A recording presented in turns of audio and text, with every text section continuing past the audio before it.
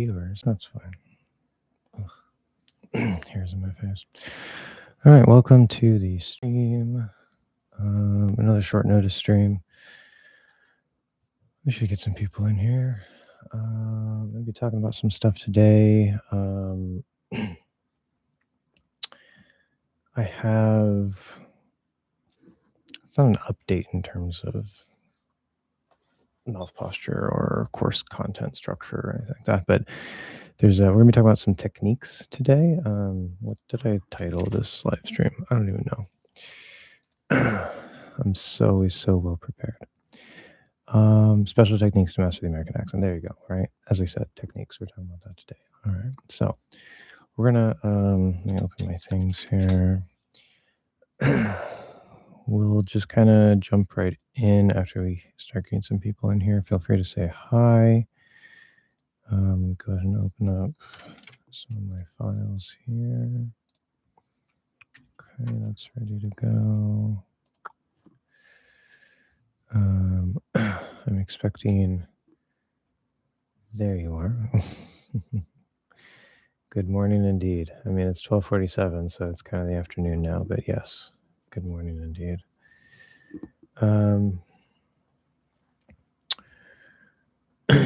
How are you? Also, MMG Craft, welcome. Hello. How are you two doing?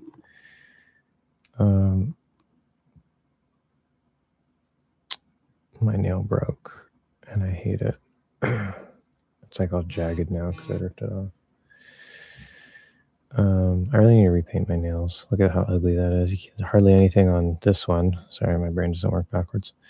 This one, for some reason, is still kind of there, but I'm waiting until the 24th because we're going over to my friend's cousin's house, and she likes the smell of nail polish, but she doesn't usually use it herself, so I'm just going to paint my nails when I'm over there. 3 streams in a month. Wow, I know, right? I'm productive. Hey, Kat. Hello. Again, I don't know how to say your name. You said last time it was like a diminutive or something. Fernando, I think. Hello. See, I remember things. Unless I'm wrong, then tell me I'm wrong. Doing pretty good. What about you? I think that's what WBY means. I don't know all the cool acronyms kids are using these days. I mean, I'm alive. There's that. As you guys are aware, I don't know how many of you guys are in the States. If you are, please be careful. But I'm stuck here. And otherwise I would be in Canada right now. So yeah, things are getting kind of scary. But, you know, other than a significant portion of the country thinking that I should be institutionalized, I'm doing all right. Don't want to start the stream off on a big, heavy negative note. It's no fun. Might trigger the transphobes. Draw them in. The algorithm will hear me talking. It's going to bring all the transphobes in to watch. Anyway, whatever. Still trying to work on my voice. Actually, I mean, that's kind of a lie. It's so demotivating. I have so much like empathy for you guys trying to get the accent because like it's not easy to change things. I actually think it's easier to change my accent than it is to change the gendered perception of my voice. It's so hard. Anyway, whatever. I guess we could start talking about stuff. Hello, Destino Lugubre. Welcome back. I remember you from last time. Anybody else, feel free to say hi, leave questions if you have questions. I'm just going to kind of jump into what I have planned today, and we'll go as we go. So let me share my screen, entire screen. And yes, there are probably even more tabs open than the last time you saw me. It's only been about a week, and they spawn. It's completely out of my control. I need to pop out the chat. Completely out of my control. Sorry. They happen. You know, I have no control over them. So don't blame me. That should be fine. And then Here we go. All right. Sam is here.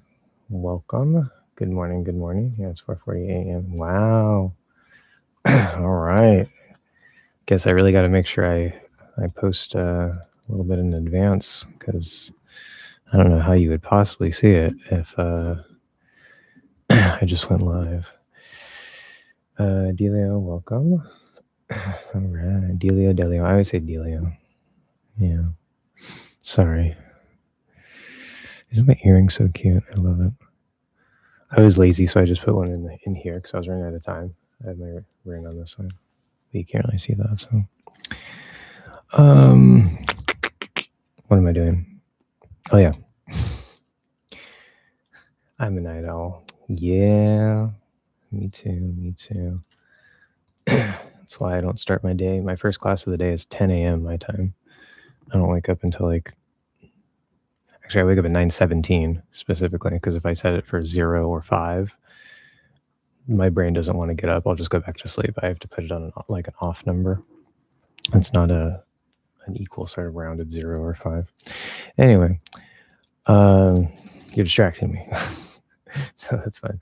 To be honest, can on be reduced to un? Like, it sounds weird to me, but I don't know. I always want to reduce both on and at to un and ut.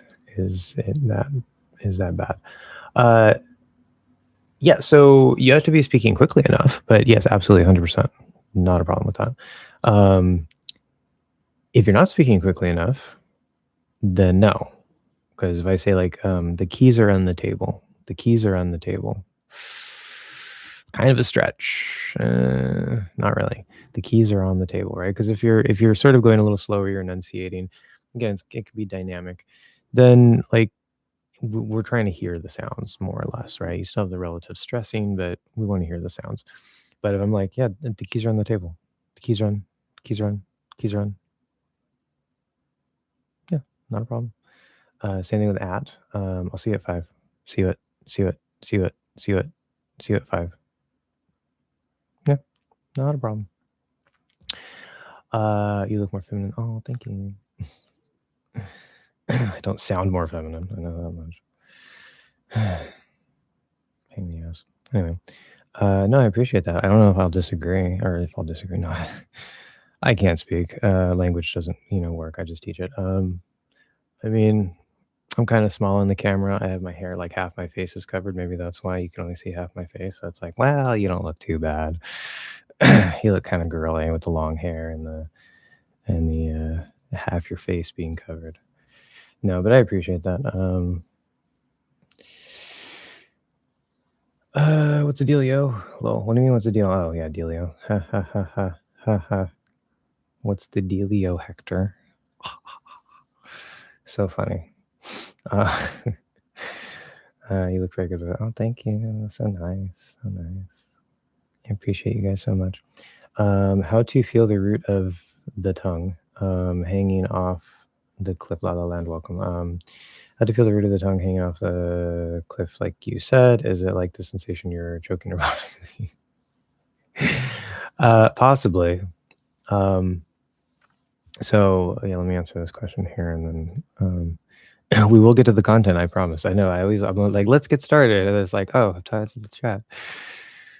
Like a dog. Okay. So things hanging off the cliff. As I was kind of saying last time, I think I mentioned this in the last live stream. Right. Some of the things that I describe are just they're to help you avoid mistakes, or to help you guys maybe feel some things. But sometimes I say hey, you want to feel like you're hanging off the cliff. And for most people that works really well. I still give that advice. For other people, they're like, what? That doesn't make any sense. They're like, I don't know. So you don't have to use that necessarily. Everybody's brain is a little bit different. And so different ways of approaching things. That's why I can disagree with something some other teacher says, and we can both still get good results from students, because everything works, but not everything works for everybody. There is a line where things are just going to be objectively wrong. But a lot of the times there's just like different ways of looking at things and approaching things. I can fly. Welcome. Happy to have you here. But to answer this specifically, how to feel it. So you become more aware over time as you play with things. So like phase zero is designed to help you feel the pieces of the tongue. So if you go back to the original phase zero lessons at like the early videos in the course, I don't use those too much these days in the actual main course. I use it more as a targeted exercise if I feel it's necessary. Everybody should still go through it ideally, but I don't find it as like necessary. And I had a high drop off rate when I was forcing people to go through it. So, you know, but if you focus on the back of the tongue and you can sort of look like, okay, up, down, forward, back by itself, trying to like isolate. Obviously, it's going to pull on things and stuff, but you're trying not to use the middle, not to use the front. Don't let the throat get involved, right? You still kind of keep things relatively open and whatever. That's posture exclusive. You know, it doesn't have anything to do with posture itself, but that can help you feel the back of the tongue better. And then when you go to do, you know, sound A, sound B, you're trying to feel certain details of the posture, especially in the 5 here on the back of the tongue. This is the 5 area. If people don't know what the 5 means, see previous videos, previous live streams. It's my numbering system for the posture pieces, but you will start to feel things better. So some of it is just like a matter of time and like just paying attention, trying to feel things. Should it feel like you're choking or vomiting? You shouldn't feel like you're vomiting. That seems a bit extreme. Like that. No, that's maybe you as a particular individual, your brain is going to interpret it that way, but that seems like not quite what we want. For the back of the tongue here, we know that we need to, like, everything needs to come down and back. That's our directional tension for our posture. You don't want anything in the posture going forward. Posture, not articulation. Most sounds don't go forward either, but we have to separate out posture from sounds because I have students that keep confusing those. They're not the same thing. Posture never pushes forward for American English. It probably does in your language. You have to let go of that, and that can also help you feel this better. Because if you're already tensed this way and you don't feel that you're tensed this way, you're never going to feel like you're hanging off the cliff because you're trying not to hang off the cliff, right? But everything needs to go that way. So if you're locked in correctly with your center of gravity, your 5 here, I'm just putting a big general arrow because the whole 5 will go through, go down and back. Then this last part here in particular, the back of the back, that should really feel like it's just kind of hanging, or that it's even trying to like sort of like hang off the cliff a little bit. The root, in addition, will come down and back and will feel almost like you're going to block the throat. You're not coming back physically to the point where you delete a bunch of space. That's a mistake, right? We still need lots of space. It needs to be open. It needs to be clear. Sometimes people get confused with that. So you will, compared to your posture, I can't speak for all postures generally, but the pattern, or specifically, the pattern generally is your posture is physically a bit pushed forward and pushed up to some degree, and or pushed up to some degree. And then you also tense forward and up to some degree. There's a difference between position and direction. That's very important. They tend to work together, but they're not the same. Okay. So you will physically come sort of down, probably actually quite a bit. I have to keep telling students lower, lower, lower, lower, lower. And they're like, really that low? Yeah, that low. But the backness, there's only so much space in the mouth back here. So like, you know, you're already probably squeezing this up. There's less space there, blah, blah, blah. So this is going to come down, open up. This is going to take up some of that space. This is going to take up some of that space, but there's still going to be a lot of space here because you're not pinching up anymore. So that helps to get the space so that you don't choke when the back of the tongue comes back. So that's why the way I'm teaching it now, we start with the breath, and then we go to the throat. And we try to get a good base system 2, system 1.5, mouth posture system 1. So that way your 9 can just fall into that. And then now you're set up to let the 5 and the root start falling into that space a bit without actually blocking it. That being said, particularly in the root, we can also say maybe with the 5 as well. If you feel, I wouldn't say choking is maybe a little much, but if your brain starts freaking out and it feels like you're going to start choking, but when you make a sound, particularly say, that's our easy default sound, relatively easy, and you sound clear, right? Then you're doing the right thing. That's what most people feel. They feel like they're gonna choke, they're gonna block the throat with the tongue, but then they sound clear. So if I'm like, oh, I'm blocking it. I'm like, oh, I'm blocking it. Nice and clear. Okay. So that's what you're going for. So again, remember, sound is always king. Sound is king. So at the end of the day, this is a description. I'm trying to describe to you guys, hey, like, this is a description of the posture. Here's some like ways to think about it, things that you can sort of imagine to help you. But at the end of the day, how do you sound? If you could feel like you're doing everything I tell you to do, but you don't sound clear, you don't sound good, you're not doing the right thing. Okay. Okay. Are you doing better with your voice placement training or to sound feminine? Well, it's not, I wouldn't say voice placement necessarily, but that's kind of, I guess, in a way, part of it. Yeah, it's interesting. It's actually helped illuminate some details about posture because I was finding in like some of the standard things that they tell you to like make your voice more feminine. I was like, this seems to go against what I talk about with mouth posture. Like, how is this possible? Like, but I actually found out it doesn't conflict. It seems like it conflicts at first because they say like, well, like pull the tongue up here, which is going to help pull the larynx up, and then you have to squeeze the resonance of like the front of the mouth, where normally American English we have it more in the back of the mouth. And I was like, this is like the exact opposite of what I tell you guys for mouth posture. And I'm not going to go into all the details, especially because off the top of my head, I'm not thinking about that. I'd have to think about it a bit because I just kind of casually do it. I don't have it all like down in my brain, but I've explored the comparisons there and I'm like, no, it still works because like relatively, we still have more space relatively. Like I'm not tensing up. I'm pulling it up to a higher position, relatively speaking, but I'm still like tensing down. I still have my posture in place. So it's sort of rearranging things within the structure of the posture. And the only reason why we have to do that and why that still works between posture and gender voice is because, so there's any trans English learners out there, trans women English learners, this will be specific to you, the like 5 of you, I don't know, that might see my stream, if that. But if you went through male puberty, the vocal tract sort of enlarged, right? Especially through here. And so we have to shrink that space while still maintaining the posture, and maintaining the posture for our accent is very easy because it's very deeply ingrained and built in. As we explore things, we'll get weird voices and maybe like, we're not going to slip into like a Spanish accent or something. Usually that'd be too much, but we will get weird voices as we like manipulate things and try to figure out how to hold things differently. So, that's the reason why it doesn't actually break the posture, because we're shrinking the space, but we're not actually changing the posture, if that makes sense. And then that gives us approximately into like the female range. We just have to like slightly readjust things. So it's weird. Am I doing better with it? I honestly haven't practiced for like the last month. I mean, I was like sick last month. And then I'm just like worrying about money and all this other stuff. And there's just like a lot going on. And I lost my health insurance and then I got my health insurance back. It's just like, I think about it, but then I just don't actually practice because I'm just like, I don't have the energy for it.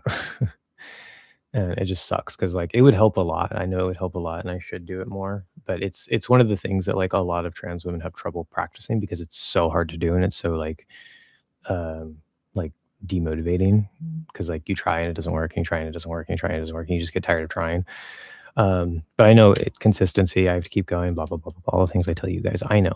That's why I say I have empathy for you guys, but I also have my life to live. As I said before, I don't want to have to change my voice to sound more feminine. I think it's stupid. Like I want to sound more feminine, but like I would prefer just to have a naturally feminine voice that I don't have to change. Like it's like an extra requirement on top of things in order to like feel less dysphoria and be safer potentially in my environment. So I have plenty of reasons to do it. It's just I would rather like just have been born in the right body to begin with and then not have to worry about it. That would be like much better, Oh well. 60 Enterprises, welcome. New person here. All my support to progressive Americans. I'm very progressive. Yay. Would you please tell us how words such as order and orange sound in Chicago, New York City, and in the Southeast? I can't answer that. I cannot answer that. So those are Southeast. If by southeast you mean Florida, they sound mostly like the rest of the country. It's mostly a neutral accent zone. Um, but I specialize in General American English broadly. Specifically, I actually have a neutral General American Western accent, which is literally like half the country. Um, and a lot of things, well, everything I teach you guys, you'll still sound very natural and neutral. It's just there's going to be variations. I've talked about this many times before. As for like specific places, like I can try to imagine based off of stereotypes or what I know of those accents, but I'm not an expert in any of those particular accents. Um, those regional details. Orange, I know a lot of people say like orange, but those are people who don't have the cot merger, where like most people these days have the cot merger. Um, I don't really know. Like, unfortunately, I can't answer. I would if I could, but I don't have that information. I'm not really too interested in like regional variations. Um, I could do a good mixed Southern accent, which at this point in time, I'm really not proud of at all. But God. Anyway, yep. Glad I looked down there. Sorry, but I was wondering. See, the last two live streams were so good. Let me see. Let's report. Last two live streams were so good because we didn't have any transphobes. I knew it was only a matter of time. Reports. Okay. Hide user on my channel. Okay. That person's gone.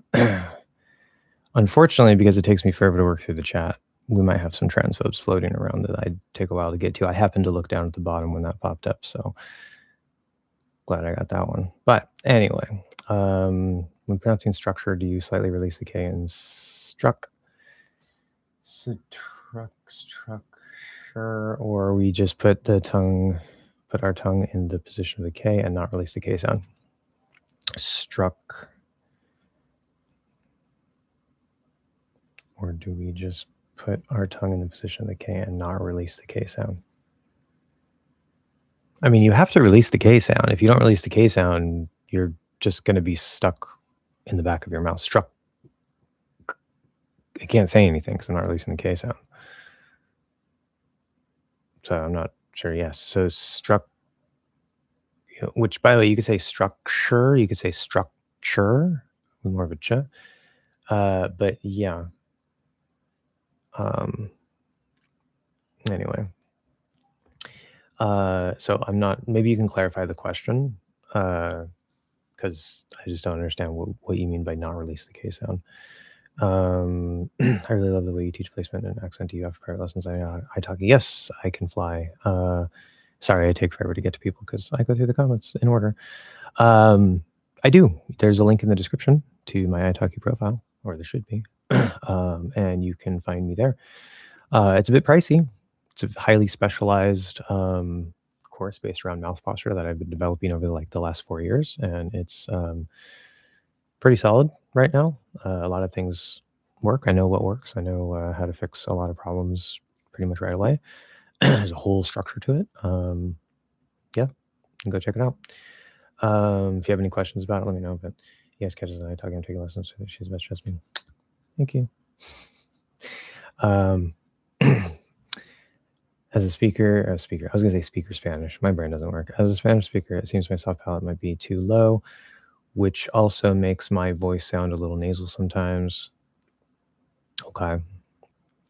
How can I raise a soft palate? Yeah, that's tricky. That's tricky.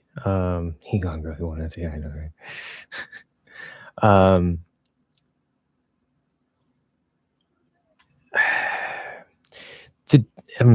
How do I explain this? So what I've generally noticed, it's not, unfortunately, nothing about these postural changes is an if X then Y. And there's some things that some teachers teach you, even some things I've seen in the literature that seem to suggest if X then Y, but it doesn't actually work that way. It tends to want to work that way. And when it does, it's amazing and magical and makes things a lot easier. But unfortunately, all these different pieces that I've identified can be independently manipulated. That's why, for example, down here in the 3, this is just the seatbelt. It's just one thing, but I divided it into 3 and 4 because I can actually manipulate the sides here somewhat independently from the middle. And so I subdivided it into two pieces. So what often happens, but not always, and I assume that it's not happening for you based on your question, when you get everything, down, right? So, like, the soft palate is the only thing that goes up. Earlier, I said no posture goes up, but the soft palate, compared to wherever you start in your language, that can go up a bit, maybe back a bit, whatever. That's literally the only piece. Like, nothing else is gonna go up, and that's because nasality, right? It can sort of close or open or whatever.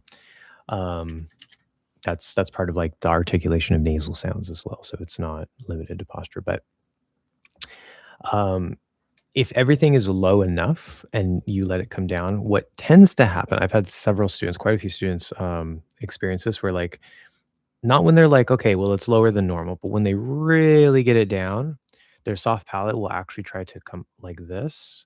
It's like they want to go opposite of each other. So if this comes up, this wants to go towards it. If this goes down, this wants to go away from it. And that's how you really get a lot of space back here. Um, that doesn't always happen for people, unfortunately.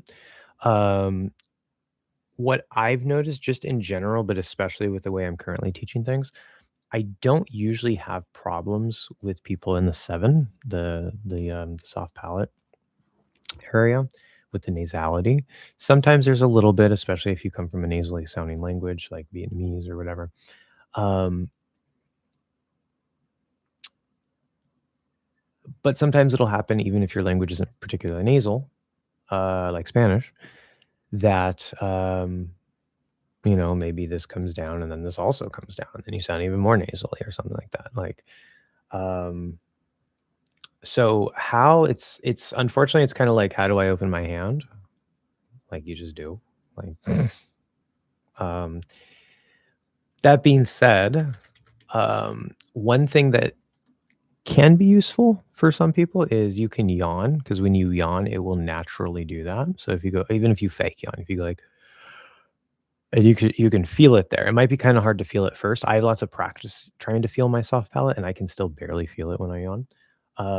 So it might take a little practice, but if you yawn, uh, right, it's gonna try to kinda do that. And you don't necessarily want it fully in that position, but you're probably gonna be fine if you just sort of keep it there. So if you can go into a yawn, feel that engaging, and then just kind of hold it there and stop the yawn, let everything come back to normal. That's one way to try to do it. Um, the other way is if you imagine there's like a ball in here, or they're trying to put a ball in here, and so you need space for the ball, so you need this to get out of the way. Um, and you need this to get out of the way. And so you can actually try to feel like there's a ball pushing up along the soft palate, like it's trying to go up like this sort of, right?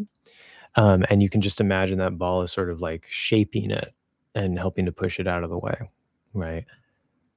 That is another way that to approach it that I can really feel very easily. That you get the benefit in that case of maybe opening up the 8 as well, which again usually isn't a problem, but that'll tend to open up the 8, and may also help you lower the back of the tongue as well. But generally, is pretty good for the 7 and the 8 if we have any problems there.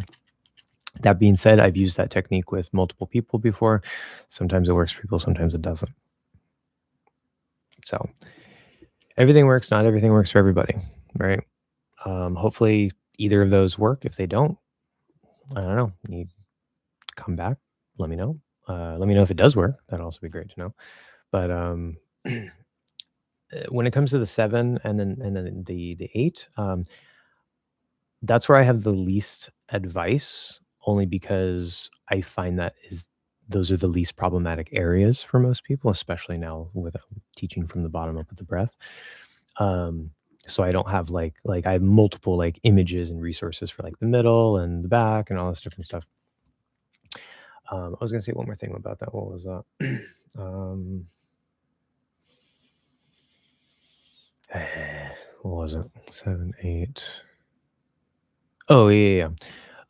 So remember that when we're talking about posture, also in some way related to articulation, but it's going to apply a little differently to articulation. It's going to be more localized.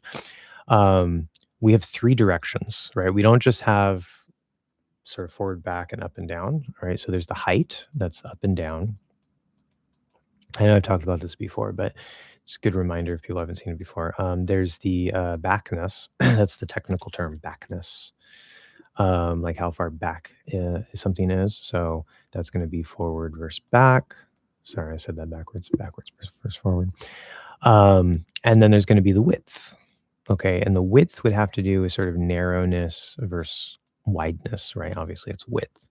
So when we think of width, it's good to think of squeezing, because a lot of languages in various parts, especially the root, especially the 5, and especially the 3, these pieces again may not match up specifically to your particular posture, but I'm going off of the American English reference. But 11 is the biggest one for this. Could also maybe apply to the 7. You can try to manipulate the width there, if that makes any sense at all to do. You can definitely manipulate the width in the 8. You can manipulate the width in the 9. I did a lot of practice with that with people before. These days, I don't tend to need it too much directly anymore because of how I'm teaching it now. But the key thing to think there isn't like, oh, like my language is squeezing, so I need to like push it out and make it wide. That's usually a mistake. Remember, we want to remove your tension. We want to remove your posture settings. So if your language squeezes, like as I said before, if you can imagine taking a hand, putting it like through your neck, grabbing, say, the root, grabbing the 5, maybe even grabbing the 8 or the 7 there, right?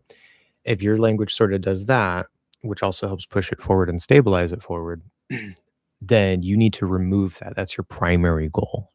If you remove that and you stop squeezing, you stop narrowing, it will relax wide. From there, you might need to sort of lock it in or give it a little bit of structure. But like 90% of it, sometimes even 100% of it, depending on the language, is just going to be removing the narrow pinch that you're giving it and letting it relax. You will generally sound so much better if you can do that, especially through the back here. That also applies to the middle. It applies, down here to the 3 and the 4. It applies to the 9. It applies to everything. The throat. It's again, these 3 directions apply to all aspects of the posture. Throat technically isn't posture, but it applies there too.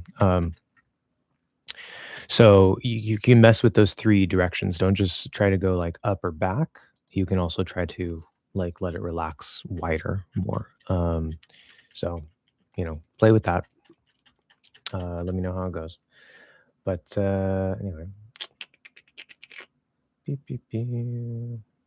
Check out Higher Talkie page. Awesome. How much breath is too much? How do I know the right amount of breath to use? Sound is king. Sound is king.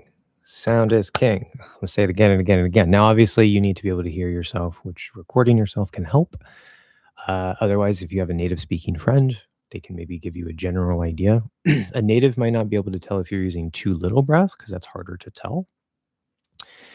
You probably just won't sound as clear. You might sound a little choppy, even if like your linking and everything else is good. But who knows if it's the breath or if it's something else, right? That's why having a trained professional is beneficial and a little easier because we know how to spot the actual problems better. But that aside, you're using too much breath if the breath overpowers the voice. We want it to sound like the voice is being carried out by the breath. So if you listen to how I'm talking very closely, obviously there's some voiceless sounds. There's like S's in there, which is right. You could just hear that flow out and stuff. So on the voiceless sounds, you're just going to hear the breath. And so obviously that's all you're going to hear.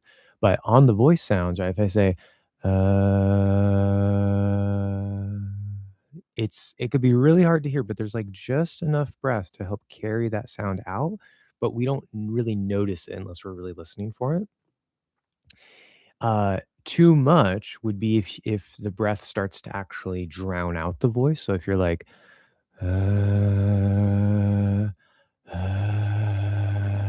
that's breathy. Okay. If you start sounding like maybe you were just jogging and you like kind of have to catch your breath a little bit and you're like,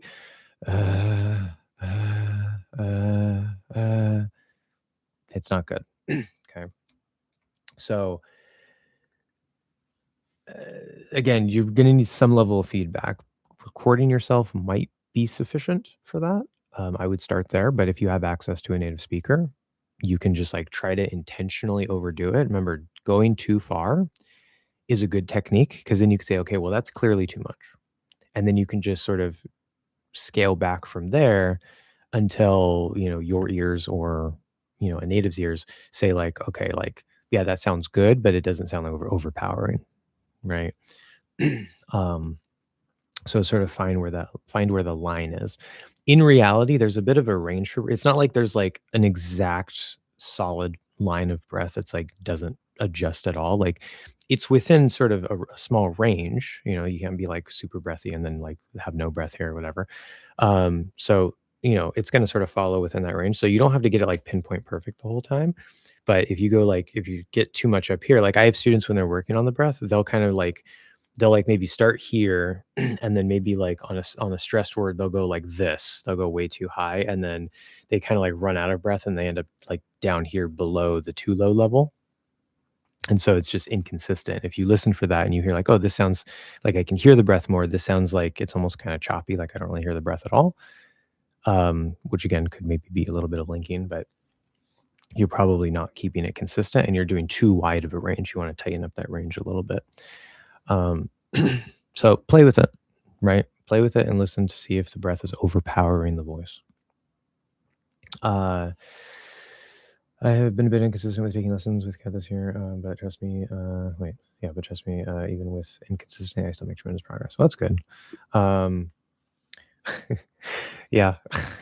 I mean, you do need consistency. Consistency is important. Very, very important, especially outside of class. That's where it's even more important.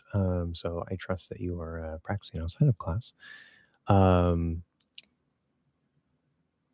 I have general guidelines for, the minimum amount of classes you should be taking with me and stuff like that and whatever. So, I don't want people to think they can just show up one day and then like show up a month later. That's a bit much. Probably not going to make good progress like that, but everybody's a little bit different too. If you have a little bit of talent or you're really, really good at like following my techniques and my instructions and you're practicing a lot outside of class, you do need feedback, but if you're recording yourself, your ears are working pretty well, you can do a lot outside of the class. Some people need more direct help. Some people need less direct help. So that's another thing as well. But I do generally recommend that you take at least 1 hour a week with me. For most people, if you don't do that, I drop you. Sometimes with some people, I have sort of a special arrangement or whatever for various reasons. And but sometimes people are like, yeah, I only have enough time for like maybe one class every 2 weeks. I'm just like, that's not going to work. And they're like, all right, then I can't do anything else. I'm like, all right, well then bye. Like, I don't want to be mean or anything. It's just like, based on my experience, that's generally how it needs to work. But some people can work around that. So, but yeah, that also just goes to show with La La Land that it works, right? It works. Hope you're doing well. Happy to see you. Welcome. I hope it hasn't been too long since you left that comment. No, it was a while ago. I'm sorry. Hello. If you're still here, probably left because I'm just like ignoring you. No, I go in order. I apologize. IFAT,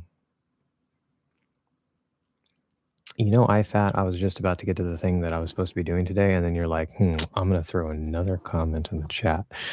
No, it's fine.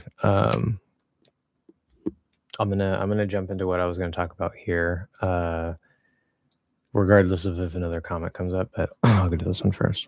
So can stars parts. Okay, so that's not that's ah. I would write AW, but I get it. Transcriptions are inconsistent. So stars and parts be moved a little forward. Like, can it sound less deep? Sometimes it seems like it's a little more forward than usual, at least how some native speakers pronounce it. Stars, stars, stars.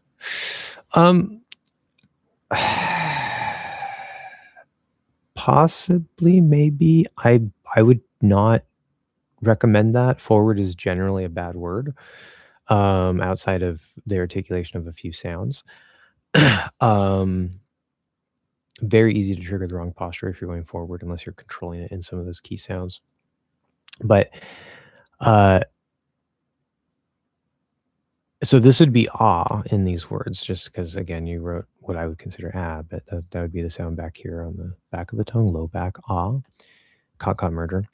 I think there might be some wiggle room among natives, but I think what you might be noticing is the fact that when we do the R-colored vowels, you can color them or you cannot color them. Okay, they don't have to be colored. What does colored mean? It means that the center of gravity is affecting how that particular sound, the quality of that particular sound. So the posture is still there. By default, all the sounds except for dark L and R or are schwa colored. They're colored in American English specifically. In British, I think, I'm not an expert on British English. I think their center of gravity is more up here, like in the A sound. So all of their sounds, including their schwa, is A colored, right? Don't quote me on that.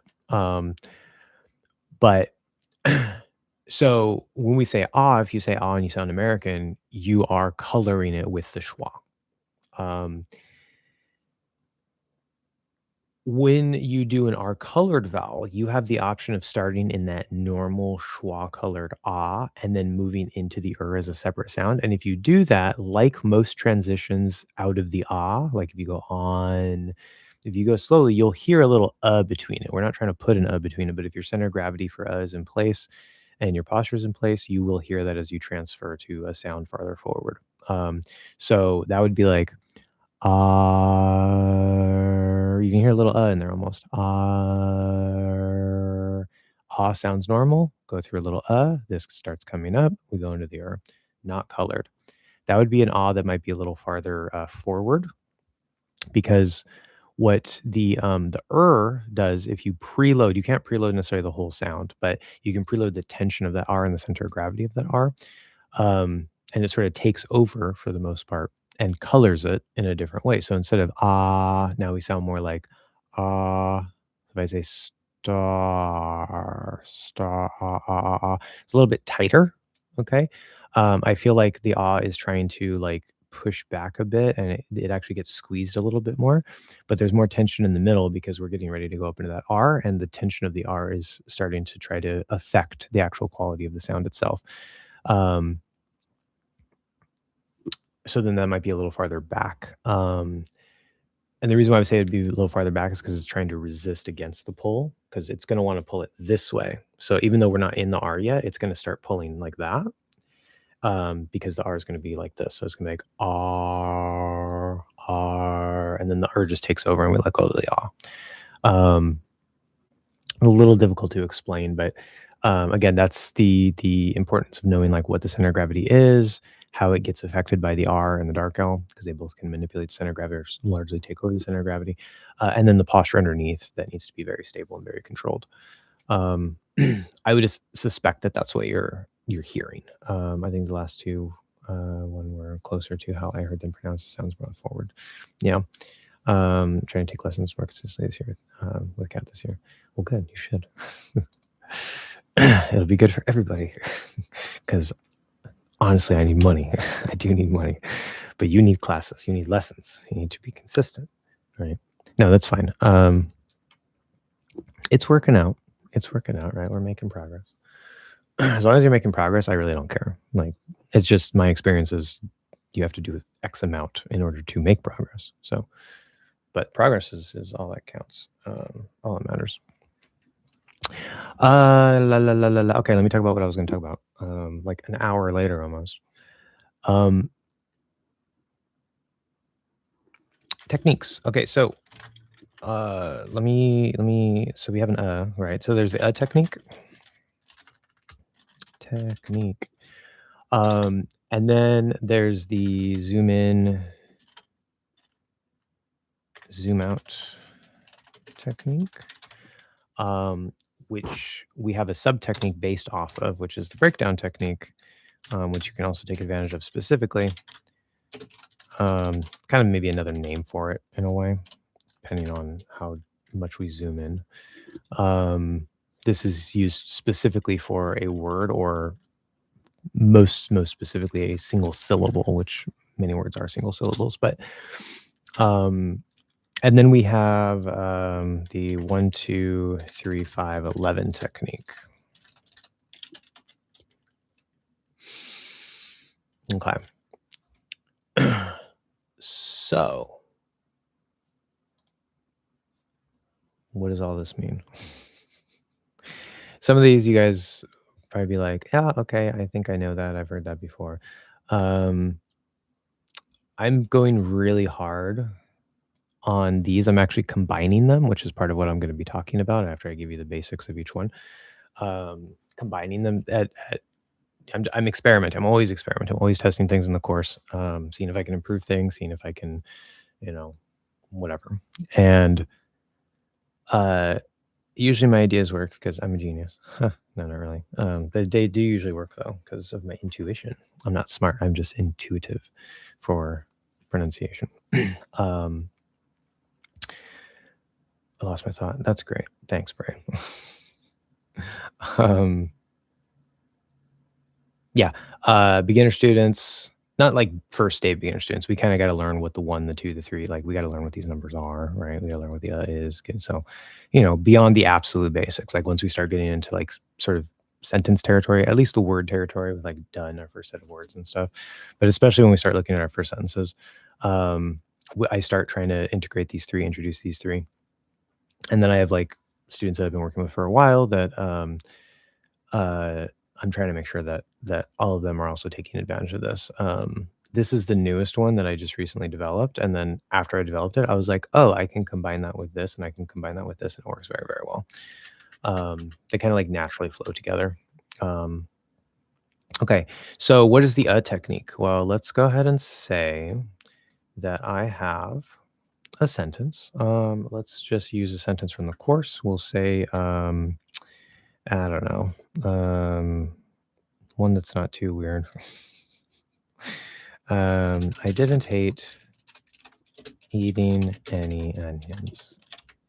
That's always a fun one. By the way, what vowel sound is that? I'll let you guess. What is the vowel sound? It's spelled with an O, but it's not an O, obviously. 3, 2, 1. Most of you probably said it's an ah sound. It is not an ah sound. It is the sound it's just a center of gravity, a schwa. It's just Technically, you can do the upside down V, but that's essentially the same thing.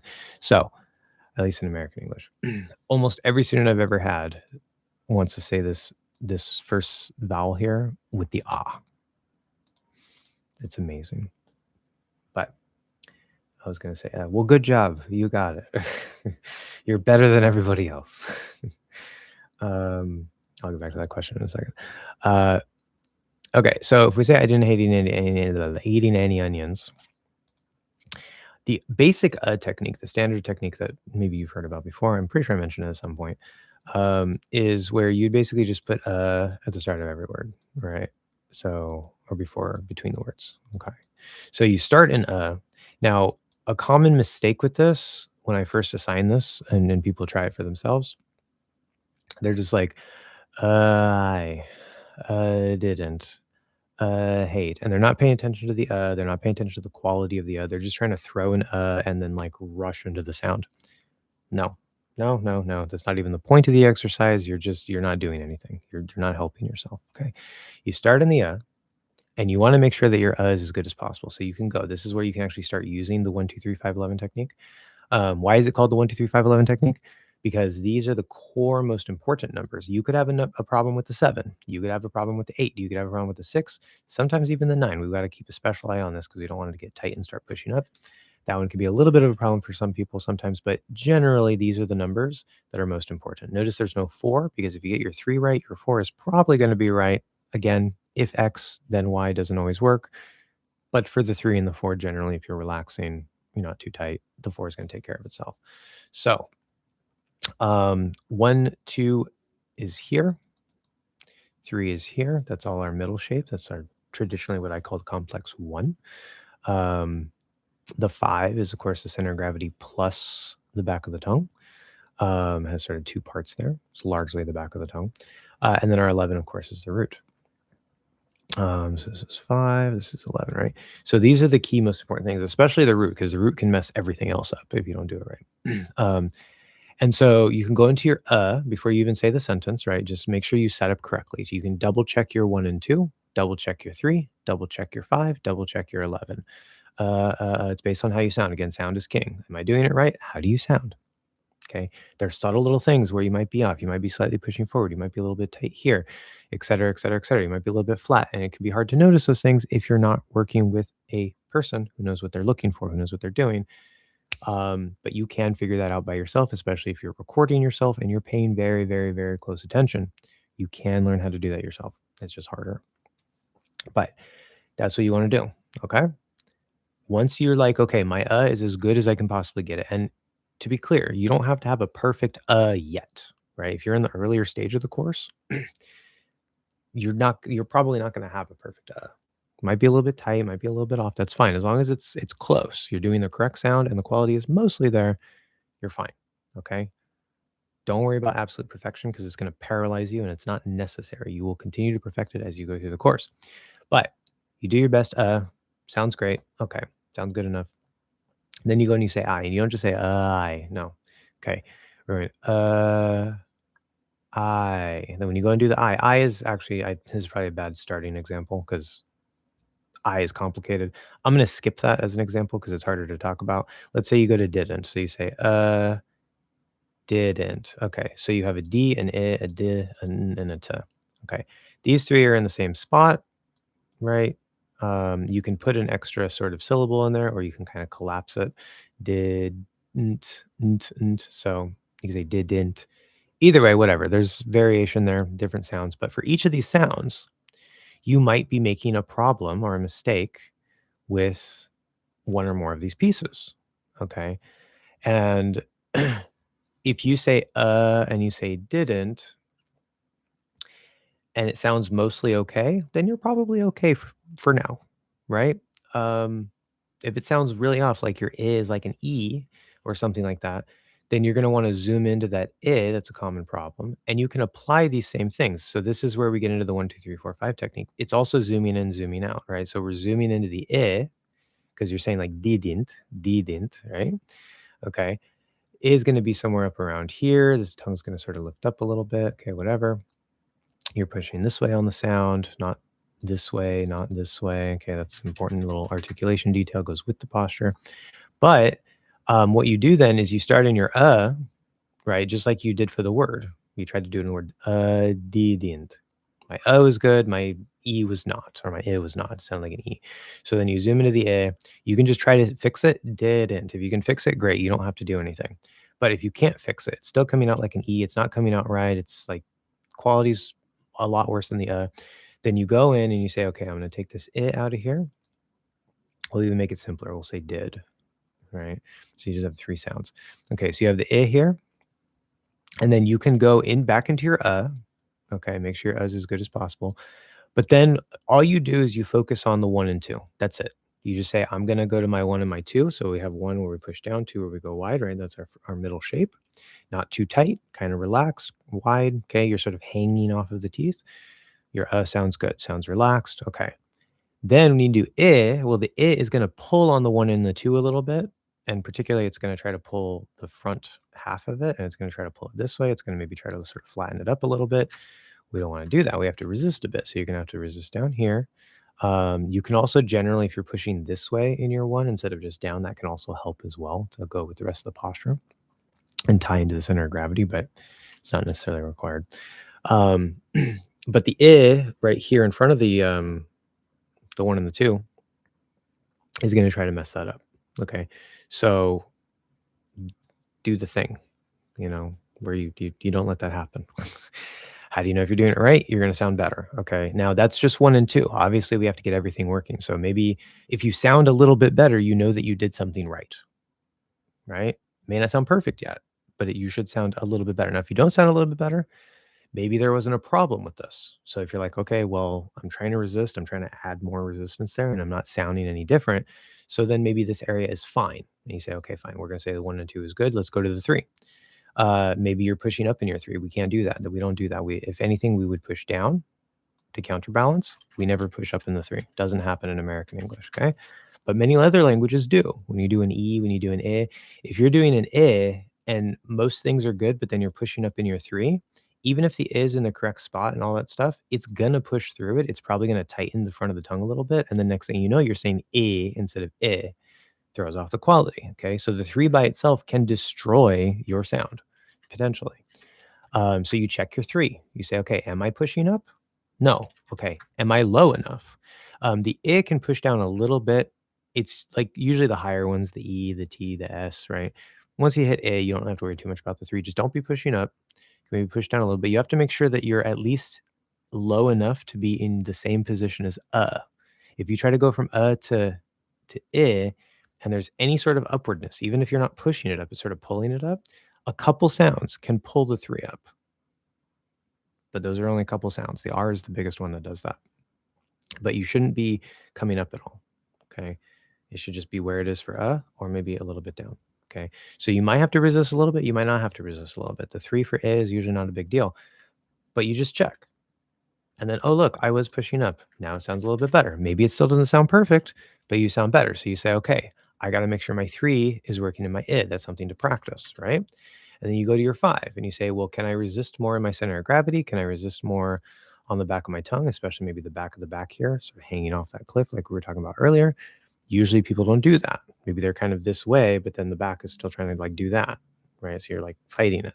Don't want to do that. That will, even if it's just a little, the I is very, very susceptible to incorrect posture. The articulation has a bit of a range, but the sound itself is very susceptible to incorrect posture. So even if you're just pushing forward here a little tiny bit, it can have an effect all the way up here and throw off the sound a bit. So you have to be very careful. And then, of course, the 11, what a lot of languages like to do if they're going to do a sound up here is they'll push this way. They'll tighten up the front of the tongue. That's more articulation detail, but part of that can come from the root. So you just have this sort of stiff, like you're trying to do that, right? Pushing up like that. You don't want to do that, okay? Use the front of the tongue by itself, not too tight, not too rigid, especially for I. It does use the E tension structure, but it's relaxed within that structure. I've talked about that before. One of the other live streams. But you cannot be doing this. If you're doing this, you're doing it wrong. Again, also the narrowness. So keep in mind on the 5, on the 11, on the 1 and the 2, the 3. You can't be pinching. You can't be squeezing. Okay. It's easy to overlook the narrowness, even for me. I forget about it sometimes, but you want to dig in this way. Okay. It doesn't necessarily have to be a lot, but you're going to resist this way, provided that you're already starting in your position. So again, you go you check the 11. If you're doing your 5, check your 5. So you're not just trying to do them in the that's not necessarily useful, although could work. You're starting in the to make sure like, okay, I know this piece is either in place or it's as good as I can get it right now. And then you say, bam, let me do the and make sure that it stays in place. That's all you're doing. You're not trying to physically move it back more because the is up here. You're resisting more. It might feel like it comes back a little bit more and there is a little wiggle room for position, but it's mostly just that tension holding it in place because it doesn't want to move. The posture wants to stay where it is. Okay. So you just counterbalance. That's all we're doing. You counterbalance what it tries to break in the 1 and 2. You counterbalance whatever it tries to do in the 3. Counterbalance whatever it tries to do in the 5. Counterbalance what it tries to do in the 11. If anything, different sounds are going to pull into pieces different ways. As I said, on the 3 for the you usually don't have to worry too much about it. Not that big of a deal. So the 3, probably not a problem as long as you're not pushing up. So this is how you can go in. You can zoom all the way into a specific sound, right? You do to and then I would recommend again. And it's good to do a transition there too. You can jump or you can do transitions. They both work. They both have their benefits. You can go transitioning is really, really, really useful for this because you can feel it. Like if you jump, it can be harder to feel if you're stabilizing. But if you focus on your 1 and 2, you go you'll actually feel how it starts to pull on the 1 and the 2 and how you can like in equal and opposite proportions, keep it in place, right? And then as you release the A, you release that resistance and get back into the okay. And then you say, okay, my is fixed, or it's at least better than it was, if nothing else. And so then you can zoom back out to the word. Again, we're going to simplify it a little bit, say it's word did instead of didn't. So now you can use specifically the breakdown technique. And the breakdown technique, as I mentioned in one video before, is you don't want to just go back to the word. That will usually cause problems because you might have a sound in the D or a sound. You might have a problem in the D. You might have a problem in the transition from the D to the I or from the I to the D. Could be either way, could be both ways. So you want to make sure and test. You build it back up. You say d, I, okay. Now, if you can just say that and it sounds good, you don't necessarily have to do the uhs in the whole 1, 2, 3, 4, 5, 11 technique. But if you're not sure or it doesn't sound good, you're not transitioning very well, then you put your here. You go through here. You come back out to same thing. Okay. And again, you can start there and just try to do everything at once. And if it works better, it works better, right? Maybe you were off track and putting it back into your allowed you to be on track and you sound better. Great. You don't necessarily have to do all of these details. Okay. These are techniques that are available to you depending on the problem you're having.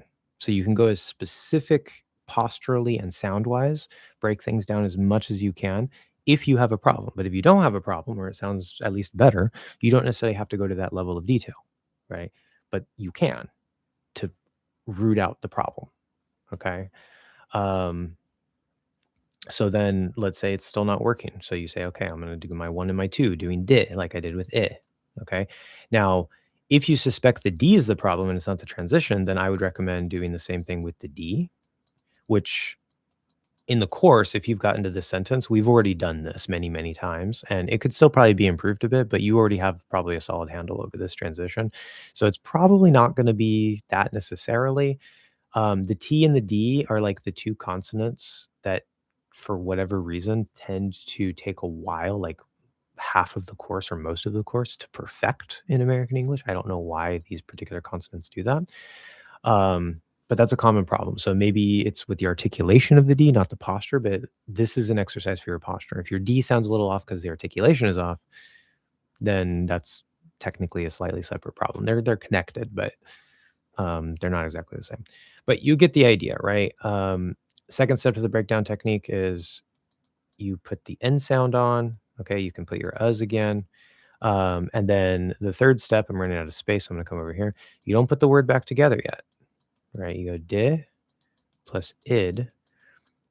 And this might seem like it's a step that doesn't matter, but I can't tell you how many times I've had students try to do this particular step, and the vowels do not sound the same. You'd think that they would, but they don't. Do not skip this step, okay? You're saying di. Again, don't go fast. Fast is your enemy. You can speed it up if you can do it slow. Fast is your enemy in the beginning, okay? Di, id. Those is sound the same. Perfect, great. If you go di, id, you change something because your brain is like, oh, hey, I know I'm going to go to a D now. So then it starts tensing. It starts maybe pushing a little bit because it's preparing to go to the D, and you don't even realize that it affects your I. Okay. That's why you go slow. That's why you make sure these sound the same, because coming from the D versus going into the D is going to be a little bit of a different thing that your brain isn't, it's going to try to go to its default neuronal, I can't talk, firing, the wiring in your brain, neuronal paths, whatever. I'm not a neurologist, but, and so you have to be very careful and make sure everything stays balanced. Okay. Then if this sounds good and this sounds good, then you can put the word back together.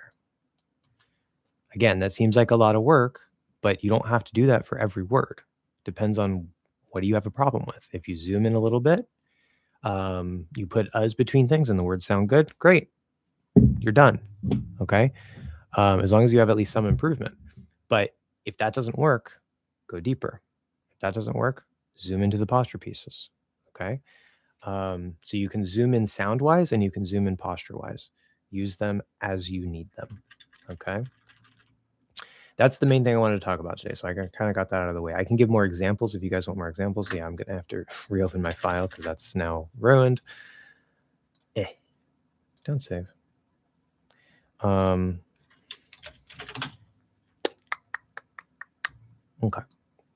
Oh, don't want that. There we go. Yeah, so let me know if you want more examples of that, or if you have any questions about any of those techniques. I know it's kind of a mess. It's horrible for me to try to explain things just blah like that, because usually I introduce those one at a time to people and it's not a big mess. But anyway, okay. The soft palate has to stay high lifted all the time, right? Like for the K sound, you have to move the back of your tongue to meet the soft palate instead of lowering the soft palate. Yeah, and use the back of the tongue to touch it. Yeah, you definitely can't make the K by trying to lower the soft palate. That's a recipe for disaster. That's not going to work. I mean, I guess that's physically possible, but my brain's initial reaction is that's not even physically possible. Yeah, you're taking the middle of the back, you're going up to the start of the soft palate. So it's not even here. You're not trying to like use the back of the tongue to push the soft palate higher. It needs to be doing its own thing using those muscles. And then once they're in place, you lift this up into the K. So it should be there pretty much all the time. There's a little wiggle room. It's not like it's like static. Like everything has a little bit of wiggle room. If you get too open, you're going to start sounding nasally. Okay. And it's also not just the openness. Another way to look at it, I mentioned this in a live stream like 2 or 3 times ago. I don't remember. Looking at it just in terms, I forgot to mention this earlier for the other question about it, but looking at it just in terms of like trying to like lift this or get it higher or farther back or something, that's part of it. But there's also like, there's little muscles through here, right? Just like there's muscles all, sort of through here. And getting those muscles, right? Again, the soft palate tends to work opposite because it's already opposite in your posture. Many postures, they have this lower and they have this higher. And that doesn't necessarily make you sound nasally in your language because you might still be a little squeezed here. But the nasalier languages like French or Portuguese, they're going to tend to maybe have less tension here and have this maybe a bit more open. But I'm more of the opinion these days that it's less about what you're doing here. That can be important. That could be a big piece of it. But it's actually more of like, how are you using the muscles in here? Because if I try to sort of squeeze and narrow those muscles, I'm probably sounding a little more in my mouth. And then if I try to relax those muscles a little bit, I probably sound a little bit more nasally. I'm not really trying to move this. I feel like that's getting slightly affected along with it. But I'm literally just trying to squeeze the muscles in here. Squeeze or like let them relax more than I would relax them normally. So that's another aspect to the nasality that you can also keep in mind. Well, remember when I said it's reversed, I said generally we don't want to be squeezing and narrowing, but the soft palate is opposite. So it's maybe going to come up and back a bit compared to yours. And then it's also going to be the one piece that does squeeze, right? Where everything else is trying to unsqueeze. Because in your language, you probably don't squeeze enough here, especially if you're nasally, like an actual nasally language. There's subtle details and all kinds of like little muscles here and here and here. And it's hard to generalize and, make a blanket statement about languages, but keep that in mind. As long as you're playing with this area, not just the actual like flesh here, but you're playing with this area, you should be able to sort of redirect the sound because you're just trying to make sure most of it goes through the mouth. That's all. Not all of it, because if you completely close it, then you're going to sound like you're sick. It's going to sound like you have a stuffy nose. Nothing's coming through the nose. Right now is because I closed my soft palate completely using the back of my tongue. I sort of went like that and closed it. I made a seal. But now if I try to do an end sound, all the other sounds seem fine. Ooh. But as soon as I do it, it's getting stuck here. And so it doesn't sound normal because the end wants to go through the nose. So on those nasal sounds, you do want to let it open up, which can include sort of relaxing those muscles a little bit. So it does go through the air. It's sort of like a valve. You sort of tighten the valve, loosen the valve, tighten the valve, loosen the valve. Most of the time, we want it to be mostly tight. If it's a nasal sound, we want it to go ahead and open up. But again, we have help for that. So you block off the sound here. Some of it's going to get stuck here, but it has nowhere else to go except through the nose. And so this is going to kind of naturally open a bit and you're going to end up going through the nose. It sort of redirects it through the nose. But if you're not trying to do a nasal sound, you don't want it to be leaking through here too much. That's the problem. Anyway, definitely not on a K. Don't lower the soft palate for a K. Sunglasses. Yeah. Yeah, because you're so smart. Okay, hi Kat. Sorry again, I take forever. I'm sorry. Sorry. I have a question about what time is it? It's 1:55. Okay. I have a question about ending F's and V's. Okay. So ending if you're gonna put it, you could just say F's and V's, or you can say ending the F and V sounds. Two ways to talk about it. Either way, take belief and believe, for example. The ending sound of believe sounds like F to me. I know why. Well, part of the reason why. Can I pronounce it with an F and prolong the vowel sound? That's generally not what we want to do. No, we don't want to manipulate vowel length too much. It is difficult to tell, as well as ending sisa or sisa and zisa. The voice consonants at the end just sound voiceless consonants to me when native speakers say them. Thank you very much in advance. Okay. And F and NS. Oh, good correction there. Yeah, that's supposed to be and. Because when we say those, they're just, the letters are consonants, right? But when we say them, it's F. So it has an E sound. So we need that N on the A or on the A. Nice catch. That's a common mistake that English learners make. So good job there. But so let's look at this. I've talked about this before, and there's a couple different reasons for this. I'm going to give you probably what is the most biggest and direct reason for this. So there's something that I have a whole video on this. If you look up like English hacks, partial end of word devoicing, it should come up. Now, most resources will call this end of word devoicing, and I don't think that's accurate. It's partial end of word devoicing. And the reason why this ties into my views on vowel length, which is that vowel length is primarily determined by stress. There is a little wiggle room here and there depending on various factors. Like, is E longer than I? Maybe in a relative slight way, you could say that, sure, but you can have a long E and a short E. And by short E, I don't mean I mean E, E, I. It depends mostly on the stress. Okay. In English, at least, because it's a stress time language. My beanie is falling off. What was I going to say? Things. So we can't really talk about this without talking about vowel length, because you also even asked, you said, can I pronounce it with an F and prolong the vowel sound? If you try to say believe by using an F with a longer vowel, you're just going to sound like you're doing an exaggerated belief, because that's how the language works. If you want to give emphasis or exaggeration to a word, you take the stress syllable of that word and you make it louder and longer. Now, if you just make it longer and not louder, you might sound a little bit weird, but or we can have a certain intonational effect depending on various details that's more advanced. But yeah, so if I just make it longer and I say, instead of, like, if I'm trying to say believe with a V, make it an F, lengthen the vowel. Let's see. Belief. It just sounds like I'm saying a very clear version of belief with an F at the end, not believe with a V at the end. So that's not the answer. Okay. And I know where that question comes from. And this is actually a perfect example of why I have my views on vowel length, because you'll have teachers, you'll have resources, even Geoff Lindsay, who talks about, like, and they use instruments for this. Like, there is some objective truth to it, where it's like, oh, hey, like, you measure like the length of the vowel before a voiced consonant versus its voiceless pair. And in the voiceless pair, it seems like it's a little bit longer. And I think that that's an illusion. And the reason why I think that's an illusion, again, I'm talking about vowels. I'm going to get to the partial end of word devoicing. Like, this is going to tie right into that. Okay.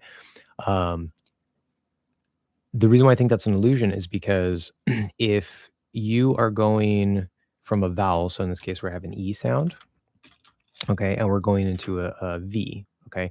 If I go from E into V, it's going to seem like the E is longer because I don't have to drop the voice. I can just hold the voice as I go into the V and form it. There's just voice the whole way. So technically, you could say that objectively the vowel is longer, because it's being held all the way through the articulation or the creation of the consonant. That's one way to look at it. And from that perspective, I would agree with people like Geoff Lindsay that sure, that's one way to describe it. I think that way of describing it is confusing, it's misleading, and it doesn't really help you get the right result based on my experience as a teacher. So the better way to think about it, instead of thinking like the vowel is longer because there's that voice sound there, you just think of it as, well, I don't stop the voice between the E and the V. There's like a little voice bridge, because why would we stop the voice if both sounds are voiced? All vowels are voiced. You're going into a voice consonant.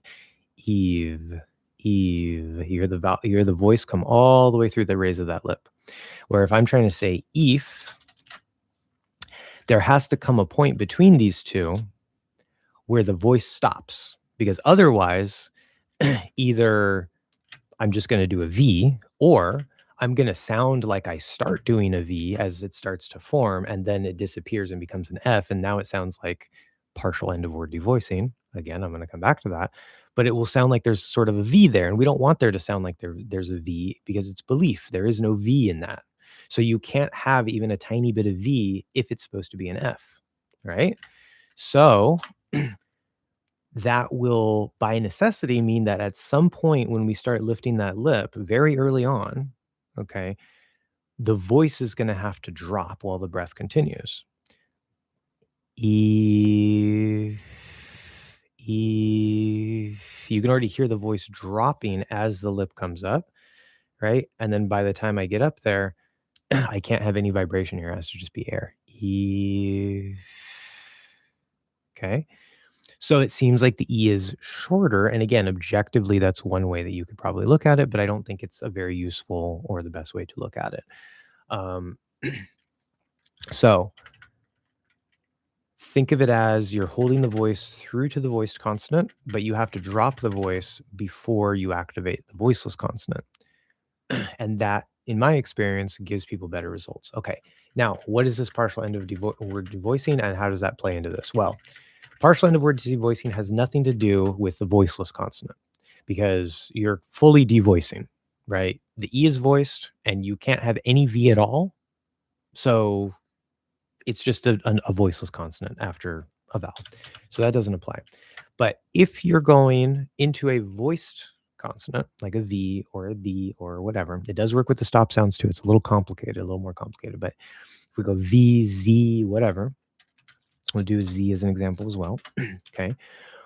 What you can do, and what many natives do commonly do, I don't think it's required to sound natural. Again, I have a whole video on this. I don't think it's required to sound natural, but it is a very, very, very common thing that natives will do. And what that thing is where we will hold that voice all the way through until we start making just like the little tiniest bit of a V. You hear like a little bit of that vibration, and then we drop the voice like very quickly, right? So instead of that sort of gradual drop from like an E to an F, we hold it until it starts vibrating a little bit in the V, and then it'll drop. So you will get, instead of E, see, I can lower the voice and keep the vibration solid, but it's equal as we come down. The breath also comes down with the voice. E, it's a V the whole way. Or I can do partial end of word devoicing. So I'm going to hit a little bit of a V, and then I'm going to just drop the voice. Eve. Okay. So if I say, I don't believe you. Now, in that case, there's a Y after it, which is also voiced. We're not as likely to do the partial end of word devoicing, because why would we do that if there's going to be another voice sound? But it can happen because it's a very common thing to partially end of word devoice. Let me give you an example that goes into a voiceless sound. So if I say, believe Sam, I don't believe Sam. Sorry, Sam. I was trying to think of a word with S, and your name happens to start with S. So there you go. I don't believe Sam. Okay. So I'm going into a voiceless sound. So this is actually a really good linking tool. It really helps with linking a little bit more effectively without trying to over enunciate everything.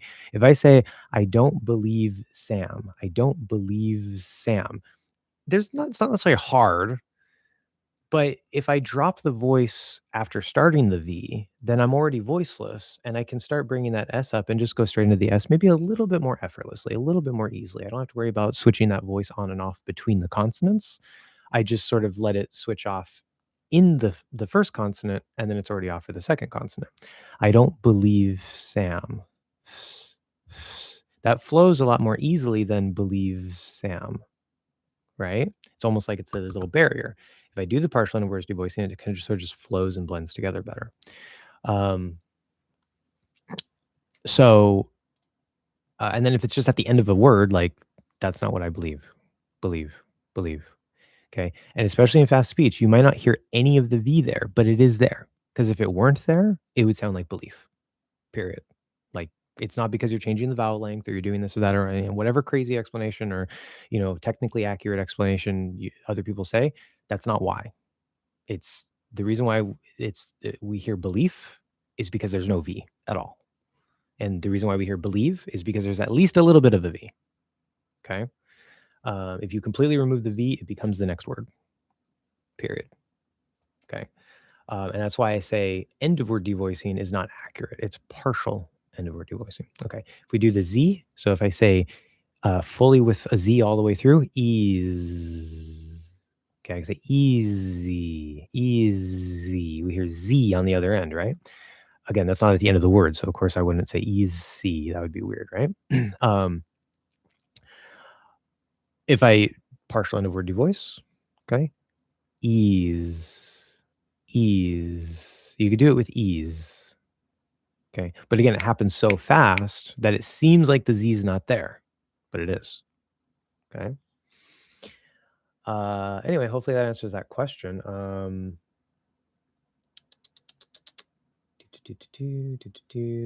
Make sure I actually answered the question directly. Voice consonant just sound voiceless. Yeah. So that's why I would say that's the case. Now, the other explanation for why you might be not hearing what you think should be there, like, well, there's a Z, but I'm hearing an S, could be a little bit of ear training. Usually we don't really need much ear training between voiced and voiceless sounds, but that can happen. So you want to make sure you can actually hear the voiced versus voiceless sounds. If you don't feel like you have a problem with that in the flow of fast speech, then that's probably not it. But again, as things get faster, they can get messier. And so maybe in isolation, you can hear z and s, f and v, but then in the flow of speech, maybe you actually like, whether even if somebody doesn't do the partial end of word devoicing, maybe you're just not picking up that there's the V there because you have a little bit of a listening issue. Ear training is always usually part of the equation. That's a less likely reason. Usually this is the explanation for what you're describing. But there could be other little things contributing or responsible for that. The root of the tongue is attached to the epiglottis. I mean, technically, yeah, that's what it looks like, right? We're hanging out here. Yeah. I mean, if you hold your breath, if you go,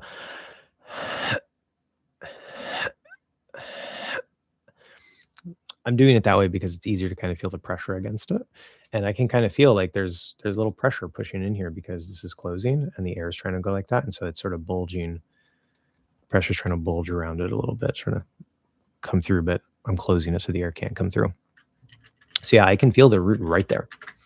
I actually had a question the other day from a student. They're like, well, how do I know where the root is? Like, how can I feel the root? Well, it's going to be right below this half of the 5. So it's the back of the tongue. It's sort of the bottom of the back of the tongue, right? So that's one piece.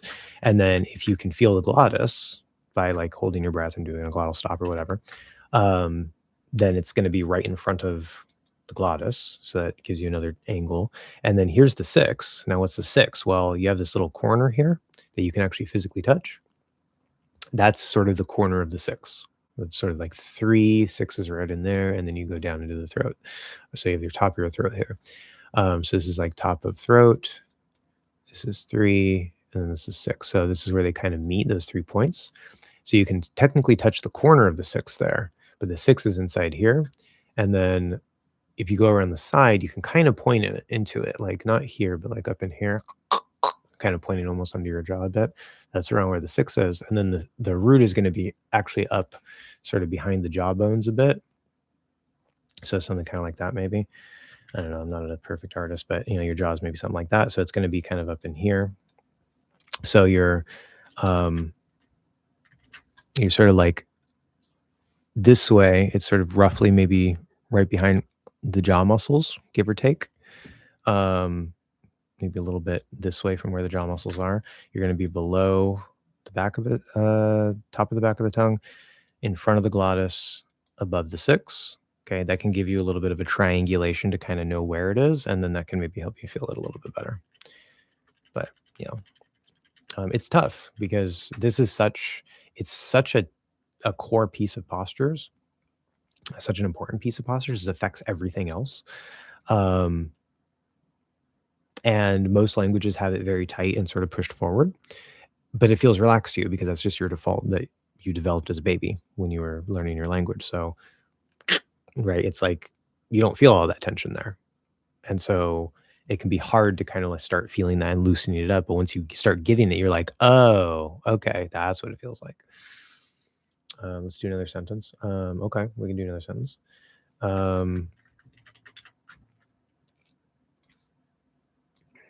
I know I gave you a big long sentence and then I just gave you a short example there.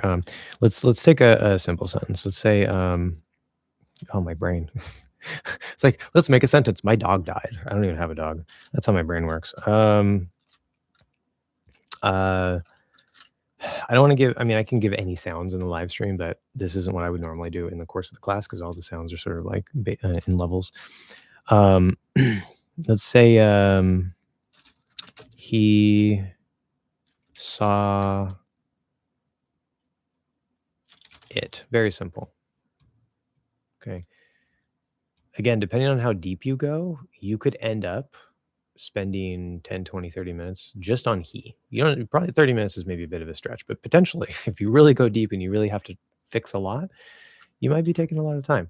But you could easily spend 5 to 10 minutes on a single word, like a single one. Because there's three, there's three letters there, but this is technically one sound. It's a voiceless E into a voiced E. This is two sounds. This is two sounds. So even just a 2-sound word, 3-sound word, that's just one syllable. Okay. A 1-sound word is obviously just a sound, but yeah, you can get very, very detailed depending on what the problem is and what you're trying to fix. So if we say he saw it, so you can say he I'm very bad. I'm not keeping my transcription. Okay, saw, supposed to be a capital E, sorry. E, saw, it. I know it's very messy. I don't know why I'm doing it this way. I'm just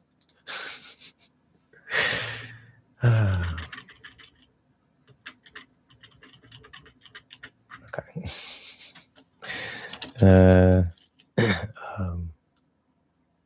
He is not stressed, so we'll do that.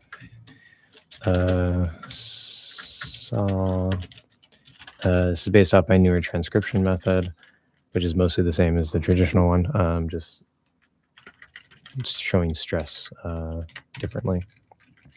Okay, so you do that, right? So if you try to say he saw it and you're like, there's a problem there, go into your first. Don't just launch into he. Do your make sure your is good. Always make sure it's good, okay? If you think it's as good as it can get, you're like, yep, that's the best I can do. It sounds great as far as I can tell. Then you say, okay, let me do the he. Okay, and then when you go and you do he, remember the H you can do as a separate consonant, but the easier way, the way that many resources explain it to you, from my understanding, the way that I explain it to you, is just going to be the voiceless version of whatever vowel is after it. So if there's going to be an E, I go into the E position, but I do breath only. And then you keep that and just activate the voice. You don't have to move anything. So 2 sounds, 1 position. If you can say and he without looking at any of the particular pieces and it sounds better, great. You just sort of needed to keep your basics there a little bit. But then you try that and you're like, nope, my he sounds like he. It's like, sounds tight, sounds closed. Maybe it sounds like it's pushed out of place a little bit. Depending on what you hear will give you an idea of what you need to fix. If you sound tight or closed, you're probably going to be tight down here. You might be tight in the root. Okay, it's probably going to be a problem down here maybe, or maybe in the 3 somewhere through here. If you sound like you're pushed a little forward, like you're like he instead of he, it's hard to tell with the e's because e's sound very similar, but you're probably pushed forward from back here. You might be pushed forward from back here. Um, the articulation of the sound itself, you might be sort of tensed a little forward or whatever. It could be a little bit of articulation issue, but it's probably going to be from the back of the tongue usually. So it gives you an idea of where to look based on what you hear the problem to be. Now, if you can't hear the problem, you can record yourself. That can help. Still can't hear the problem. You can look for a native. Maybe they can help you. If they can't, come to me. Right. Um, but yeah, and then you're like, okay, my he's still not sounding good. Well, let me check my 1 and my 2. Right. So you're doing now the 1, 2, 3, 5, 11 technique. And you might do the 1 and the 2, and then maybe that makes it sound perfect. Right. Maybe you were just destroying your 1 and your 2, but everything else was more or less okay. And then you sound great. All right, cool. Nice. Done. You move on. You don't have to test necessarily everything. It is my experience that usually we don't tend to hold these pieces as well as we should. So you can probably always deepen all the pieces. But if you sound better, you sound better. Good. You can check your 3. Do you sound better? Right. Especially in the E. E wants to, and that includes the H here because the H is a voiceless E. Most languages push up from the 3. They push up and forward from the 11. So can't be tight. Can't be pushing up in the 3. Double check. Oh, I'm pushing up. Can't do that. Okay. In fact, you're going to counterbalance on the E. Maybe push it down a little bit. Okay. So that goes for the whole thing. He, kind of feel it coming down. You usually feel it coming down more on this side rather than up here. Again, that kind of is attached into the root a little bit. They want to work together. You'll kind of feel it in here a bit. So you feel like you're pushing down a little bit. Great. Okay. Not too tight. Great. You can always try to loosen it up a little bit, maybe. Again, you also might be trying to push up and down. You might be fighting yourself. That could be causing tension. That could be causing you to not be able to get fully in place. Removing your tension is also very, very important. That's the other half of it, right? The other side of it.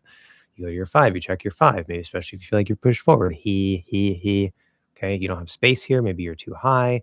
Push forward. Okay, maybe try to come down more, come back more physically, right?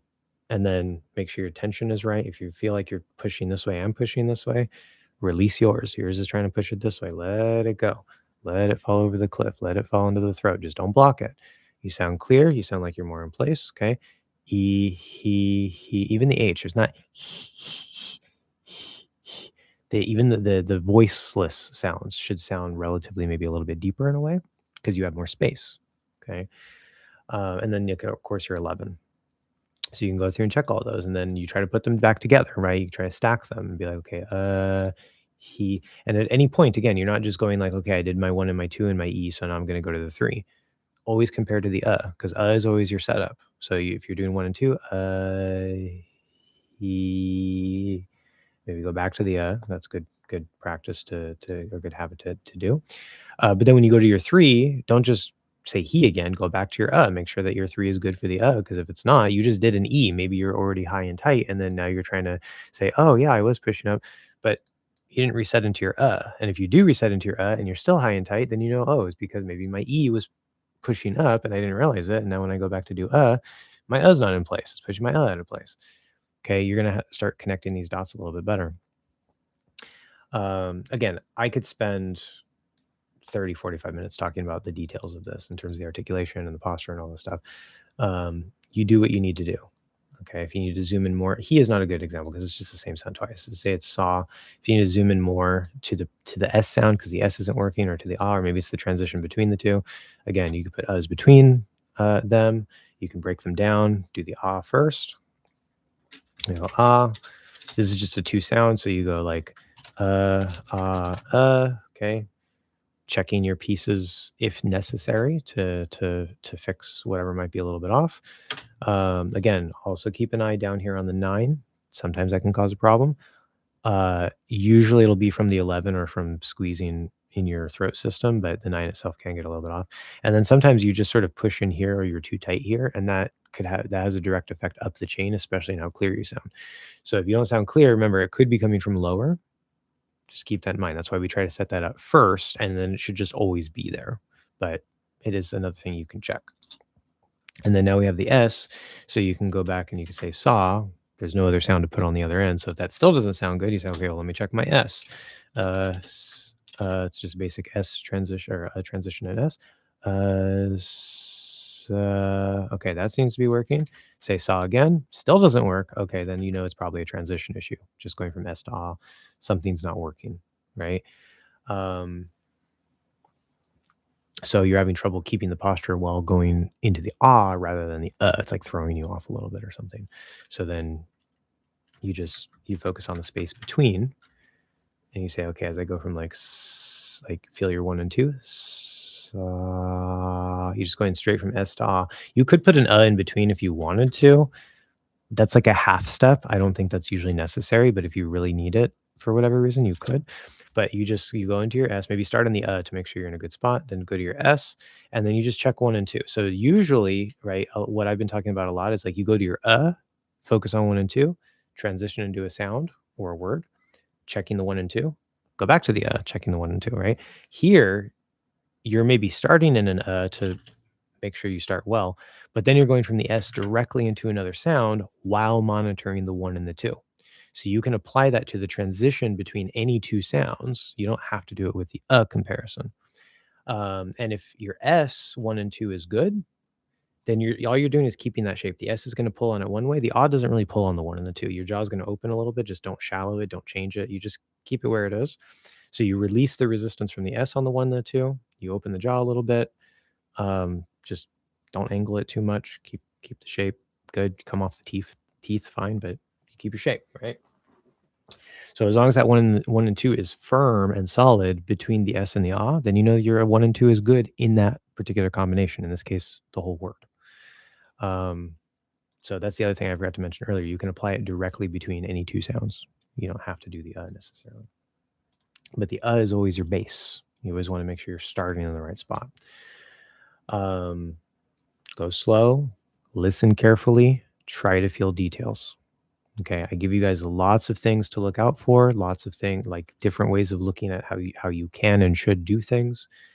Take that based on what you feel, based on what you hear, try to find the exact problem and then fix it. Okay. That's the best I can give you for if you're trying to do this by yourself. That's exactly what I would do if I were doing this on my own for another language. Of course, I would have to know what the posture is. You guys have the benefit of knowing that. I had to map it all out for you. You're welcome. Okay, so hopefully that suffices. Is the falling forward into the next word technique related to the flow of sounds and linking rules? It is 100% related. I think I was talking about that either last time or the time before that. I was talking about how the breathing and the linking affect each other. So we can stay with the same sentence. It's a very simple sentence. So the transcription for this, so we have like he saw it, right? Saw looks the way that it sounds, so I don't have to do any special transcription there. Okay, and so we can add the stress to it if we wanted to, maybe make it a little bit easier to read when we do the linking. Okay, and then we want to hear the E and the S together, so it's ees, hees, right? And then if we hit ah into I, those are just two vowels. So this, right, my traditional linking rules, I said like, okay, well, the E and the S, they don't link because it's vowel to consonant. Vowels don't link to consonants. And that I think that's still a valid way to look at it, but that doesn't mean they can't flow together, right? We still want to fall forward into the next word. The traditional way that I was using, or the way originally that I was using link, it means like something special happens, right? Or it seems like something special happens. So like consonants connect to vowels, it almost sounds like the consonant actually connects off into the next word. You can sort of hear it as part of the next word. So I included that as a link. These days, like that's always been a little confusing to some people. And these days I don't really emphasize that. I think those general rules and the exceptions are still great guideline. Nothing in there is wrong necessarily, but I have a slightly different way of looking at it now that avoids some of the confusion, where we're still emphasizing the fact that like even though it's vowel to consonant, we want to hear ease. Okay, there's no link, there's nothing special, but they still flow into each other, right? When we have ah and I, so vowels don't link to vowels, they just flow into each other, right? That's, I think, general rule number 2 or something like that. Okay, so we're going to hear ah and we're going to hear it, but we don't want to hear ah, it. You can do that through anti-linking, because technically any vowel at the start of like if it starts a word, it can start from a glottal stop. So that is possible. That would still sound natural if you say he saw it. It's just not linked completely, but it would still sound natural in that particular case. But if you want to link it a little bit more efficiently and not worry about having to do a glottal stop, you would just go from ah to I. He saw it. He saw it. So we hear he's, and then whatever. He saw it. He saw it. Okay. So that's how it would link, how it would be transcribed. But then watch this. I'm going to try to do that, but I'm going to lower my breath and not have enough breath working. So if I say, okay, so like, see, if I can do that right. Okay. He saw it. He saw it. He saw it. He saw it. He saw it.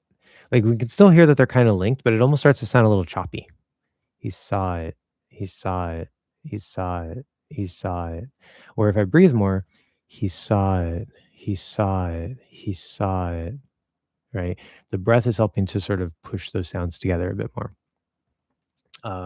Because again, we want the breath to carry the voice out.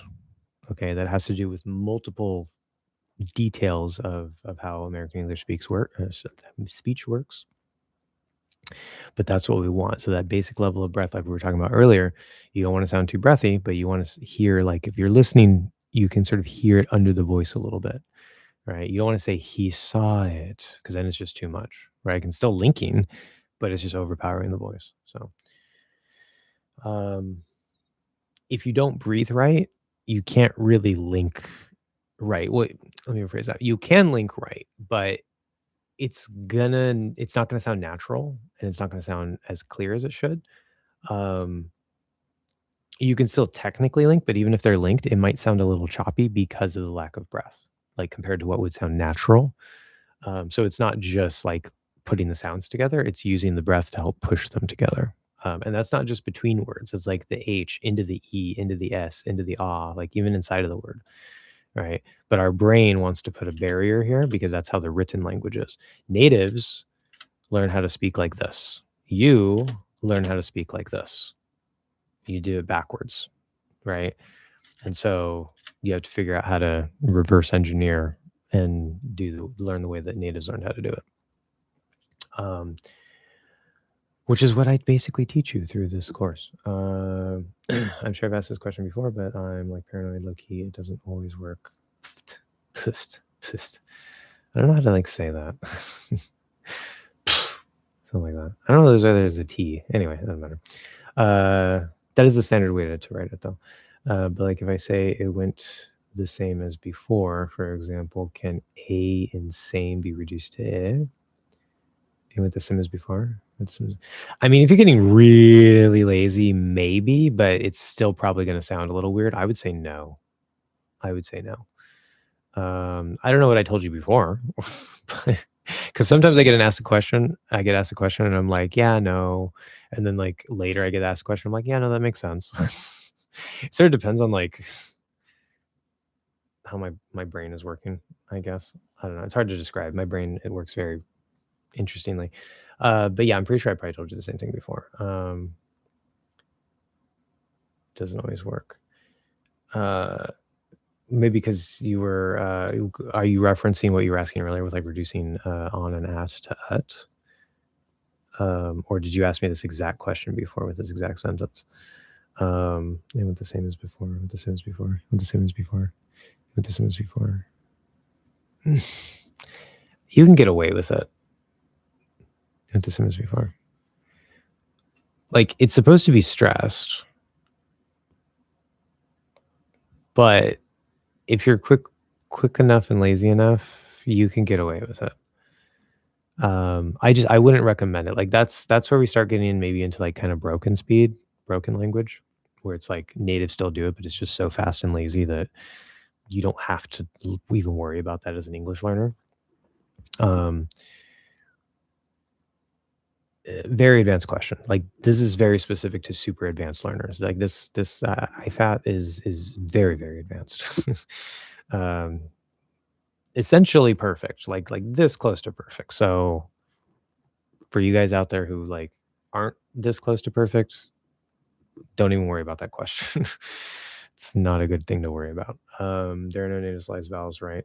Only partially nasalized vowels. Correct. Yes, we don't have any directly nasalized vowels. We do have partially nasalized vowels. For example, the word same, you have to retract the soft palate to drop the M and nasalize the A.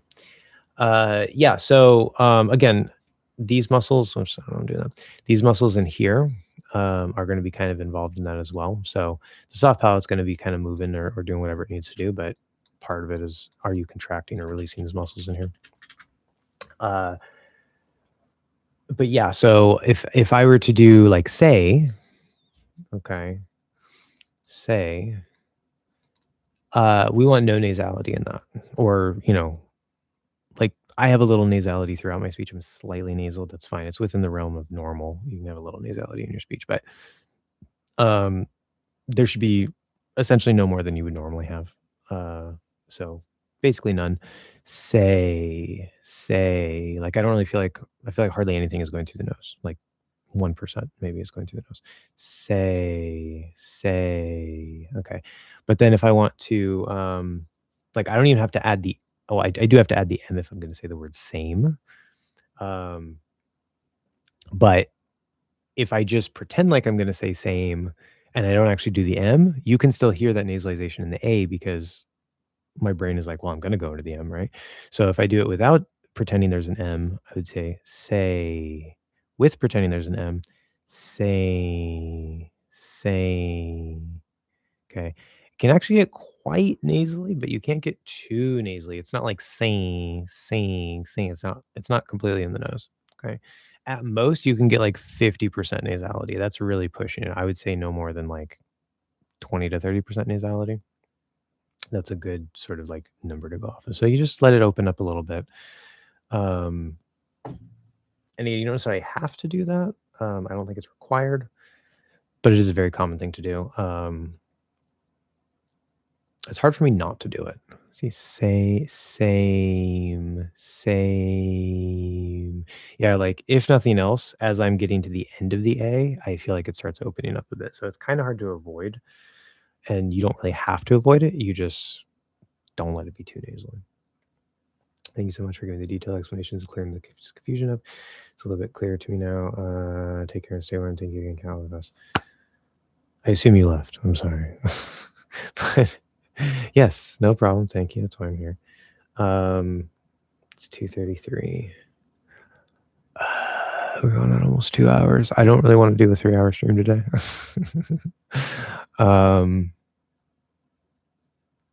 We'll probably finish this up by 3, and it's 2:33 right now, so we have about a half hour left. Keep that in mind. If comments kind of slow down and whatever within that time, then we might end a little sooner, but I'm going to put sort of a cap, but we got about 30 minutes left. So if you have any questions, now's the time to ask them. When producing all the consonant front sounds, okay. I wouldn't technically include the lip sounds as front sounds because they don't use the tongue. Those would be lip sounds, but okay, we'll consider that for the question. Should we also resist in the front of the middle of the tongue and the area under the hinge will slightly brace? Okay, so that's what I was talking about with resisting in the 1 and the 2. Now, I was giving mostly examples because I was using a lot of simple sounds that tend to be in the first part of the course, which is like pretty much all up here. We have almost no sounds back here in the first section of the course, and that's by design. If there's a sound back here, it's going to pull, except for the ah. Ah doesn't really do anything. You just keep your shape. You dig in with your center of gravity a little bit. That's it. But the aside from ah, any sound back here, especially if it's like a W or something, or a K, sort of a higher, maybe tighter sound, tighter W would be tighter. It's going to want to sort of collapse it this way instead. Now, the center of gravity mostly takes care of that because that's sort of like the back half of the shape or the back third of the shape.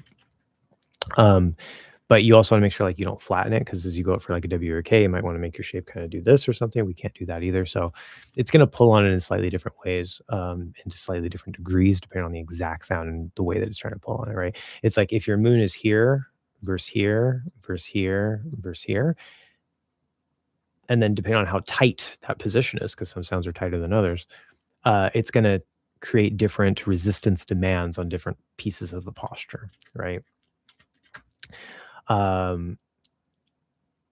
So we were talking about a lot about those front sounds. Okay. The front sounds, and this is part of why I don't include the lip sounds as part of the front sounds.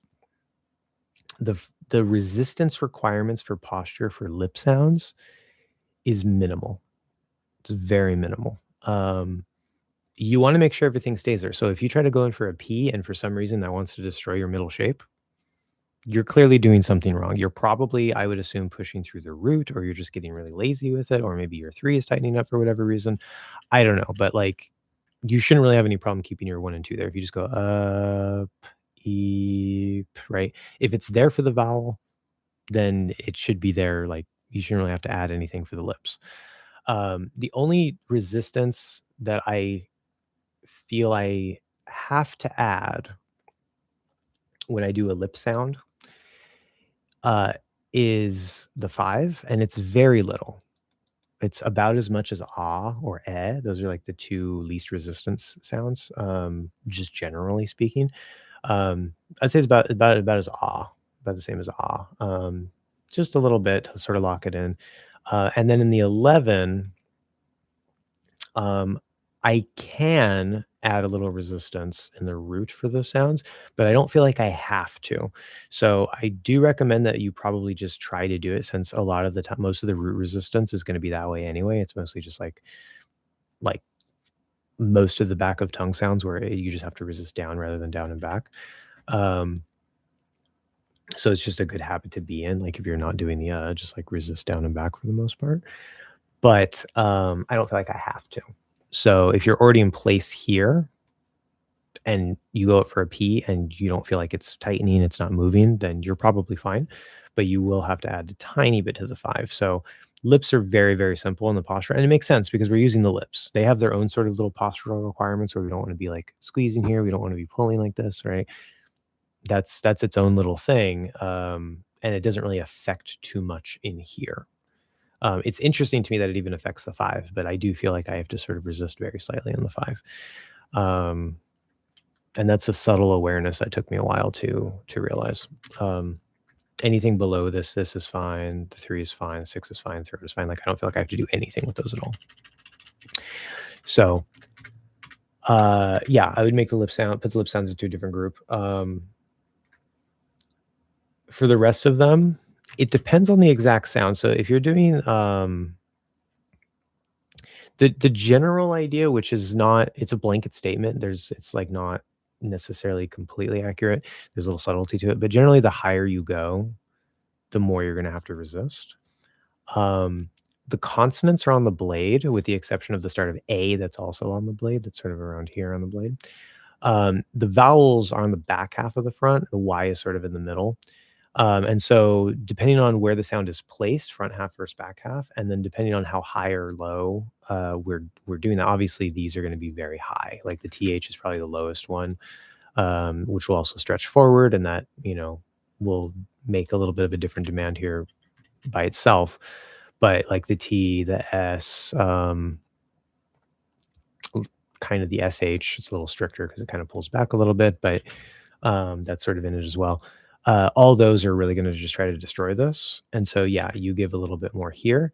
Remember, if the sound is on the front half, you're not bringing the whole back half up with it. That's a big mistake. You want to try to keep the back half kind of low. So it's like there's a ball here and you're trying to keep the ball there. You're trying to keep the space. So if the sound tries to destroy the front part of your shape, you just keep your ball there and don't let it destroy the shape.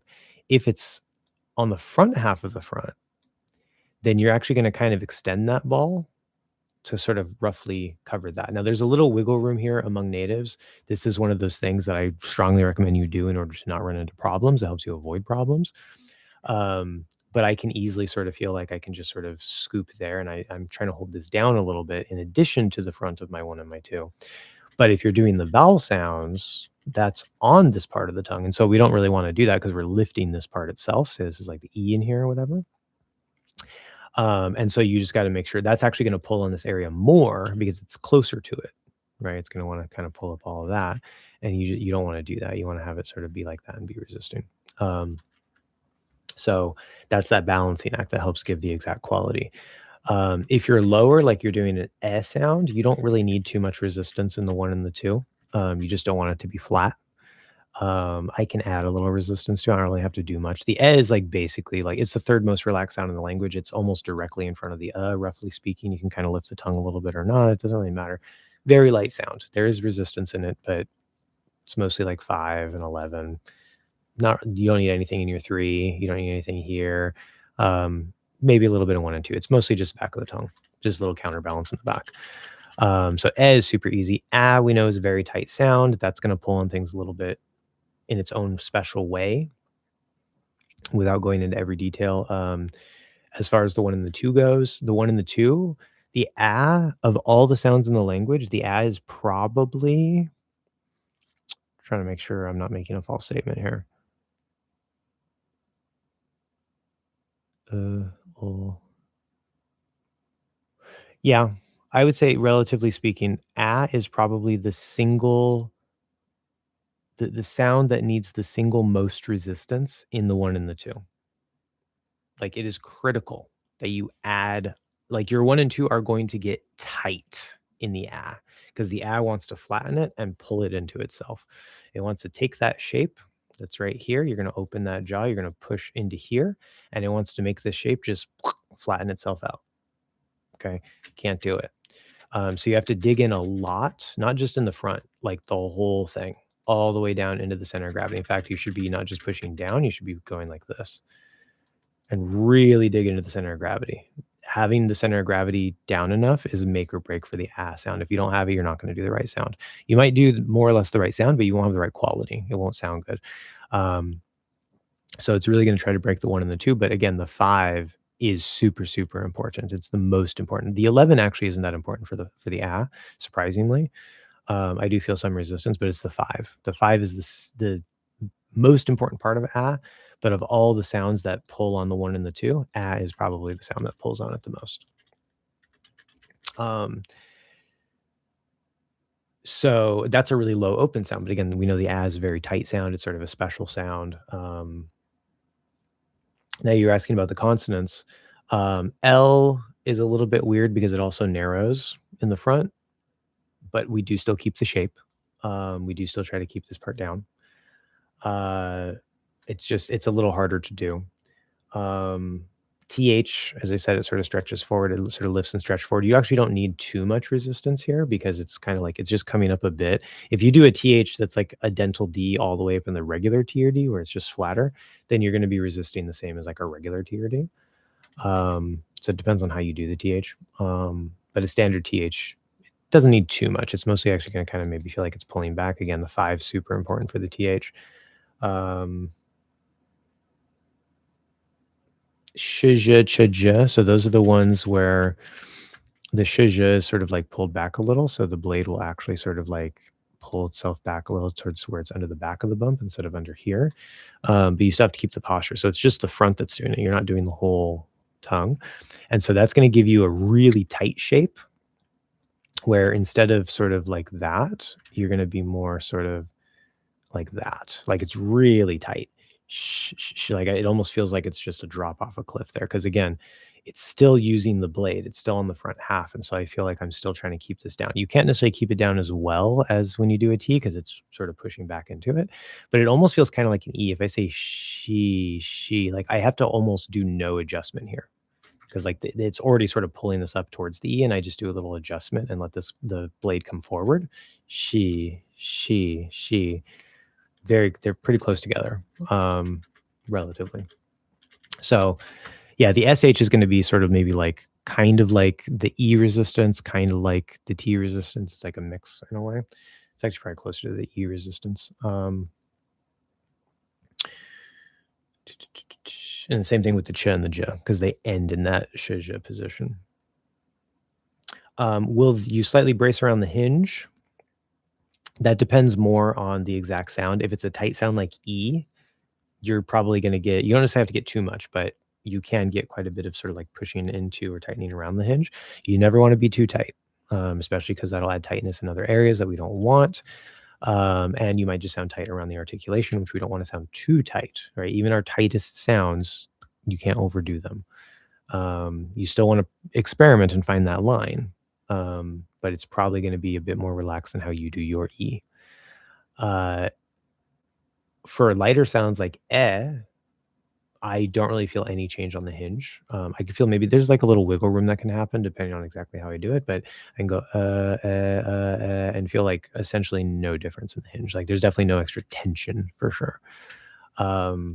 T's and S's kind of coming up to the top here. I feel less of a tension than the E, because E has to sort of make itself float, right? The T and the S, even the SH, they don't really have to float because they're like close enough and they have a little extra sort of support along the sides here as you go up along the teeth and into the top of the mouth to sort of make a seal or partial seal. So it has a little bit more support from the rest of the mouth, and it doesn't have to sort of dig into the hinge as much to lift itself up. But you can definitely get a little bit of tension as like you go up into the T or whatever around the hinge. Just don't overdo it. We Filipinos are jaw oriented with our articulation. Yeah, you don't want to be jaw oriented in your articulation. We are not. We're very, the front of the tongue is very much independent. It likes to do its own thing. We do not use the jaw to articulate. The jaw can move when you're doing sounds, but we do not base it off of the jaw. The jaw, as I've said to you guys before, if I keep my hand here, I don't really have to move my jaw around very much at all. I'm saying all kinds of different sounds, ers and as and ahs and all kinds of things. It doesn't have to move that much because I am not using my jaw to articulate. Okay. So sometimes it's hard for me to form the front sounds, consonants and vowels, using the American tension, like using the right tension in the jaw and lifting the tongue independently. And also we heavily utilize the lips for articulation. Yeah. So again, yeah, it's gonna be different things, depending on your exact language and whatever, but you have to learn how to use things differently. The biggest difference that I've found between American English and other languages is the front of the tongue. Because most languages, they'll push the 3 up just for the posture, not even like to do those sounds, but like the 3 is higher and tighter, the 11 is higher and tighter and push forward. This is usually push forward to some degree. Again, the upness and the forwardness and the squeezeness, those 3 variables are going to depend on the exact language. Otherwise, we'd all probably just sound the same. So there's going to be your particular mix of that. And then you sort of like the front of the tongue tends to kind of be like a little stiffer, a little tighter, and you can still like shape it and sort of like lower, do different things with it. But it's more like a piece of the tongue where you kind of maybe do more like this a lot, and then you use the jaw to move it around, and you use like the 11 to kind of push it, maybe forward a bit if you need to push it forward. So it's kind of stiffer maybe compared to ours, where for us it's very loose. It can sort of flap around and do different shapes and all kinds of crazy things. And we don't use the 3, we don't use the 11, we don't use the 5 to move it around. We use the hinge, and then we counterbalance with those pieces to sort of let it push off of them so that it can do its own thing. Right? Completely different way to use the front of the tongue. Completely different way. And that's something that most teachers will never tell you because they don't even know. They don't realize that. Not that it's their fault or they're bad teachers or anything, but like I realized that through teaching posture. I was like, that's one reason why you guys have such a hard time, because you're not using the front of the tongue in the way that we use the front of the tongue. Obviously, you're going to have an accent. You're going to sound weird. You're going to sound a little bit off. Weird, right? I mean, weird and bad, but not natural. So yeah. And then again, the lips tend to be different, different tension in the lips. So some languages tend to use the jaw more for articulation, like you're saying. You have to learn how to use the jaw differently, right? And that goes with how you use the front of the tongue differently. Because if you're used to lifting the tongue by closing your jaw more, your tongue doesn't have to do too much in the front. Ours can go all the way up by itself, come all the way down by itself. We can do this. right? Yours is probably more like this. Okay. And our jaw will kind of maybe go with it a little bit, but the jaw isn't being used to articulate. It's just sort of keeping a little bit of a balance there.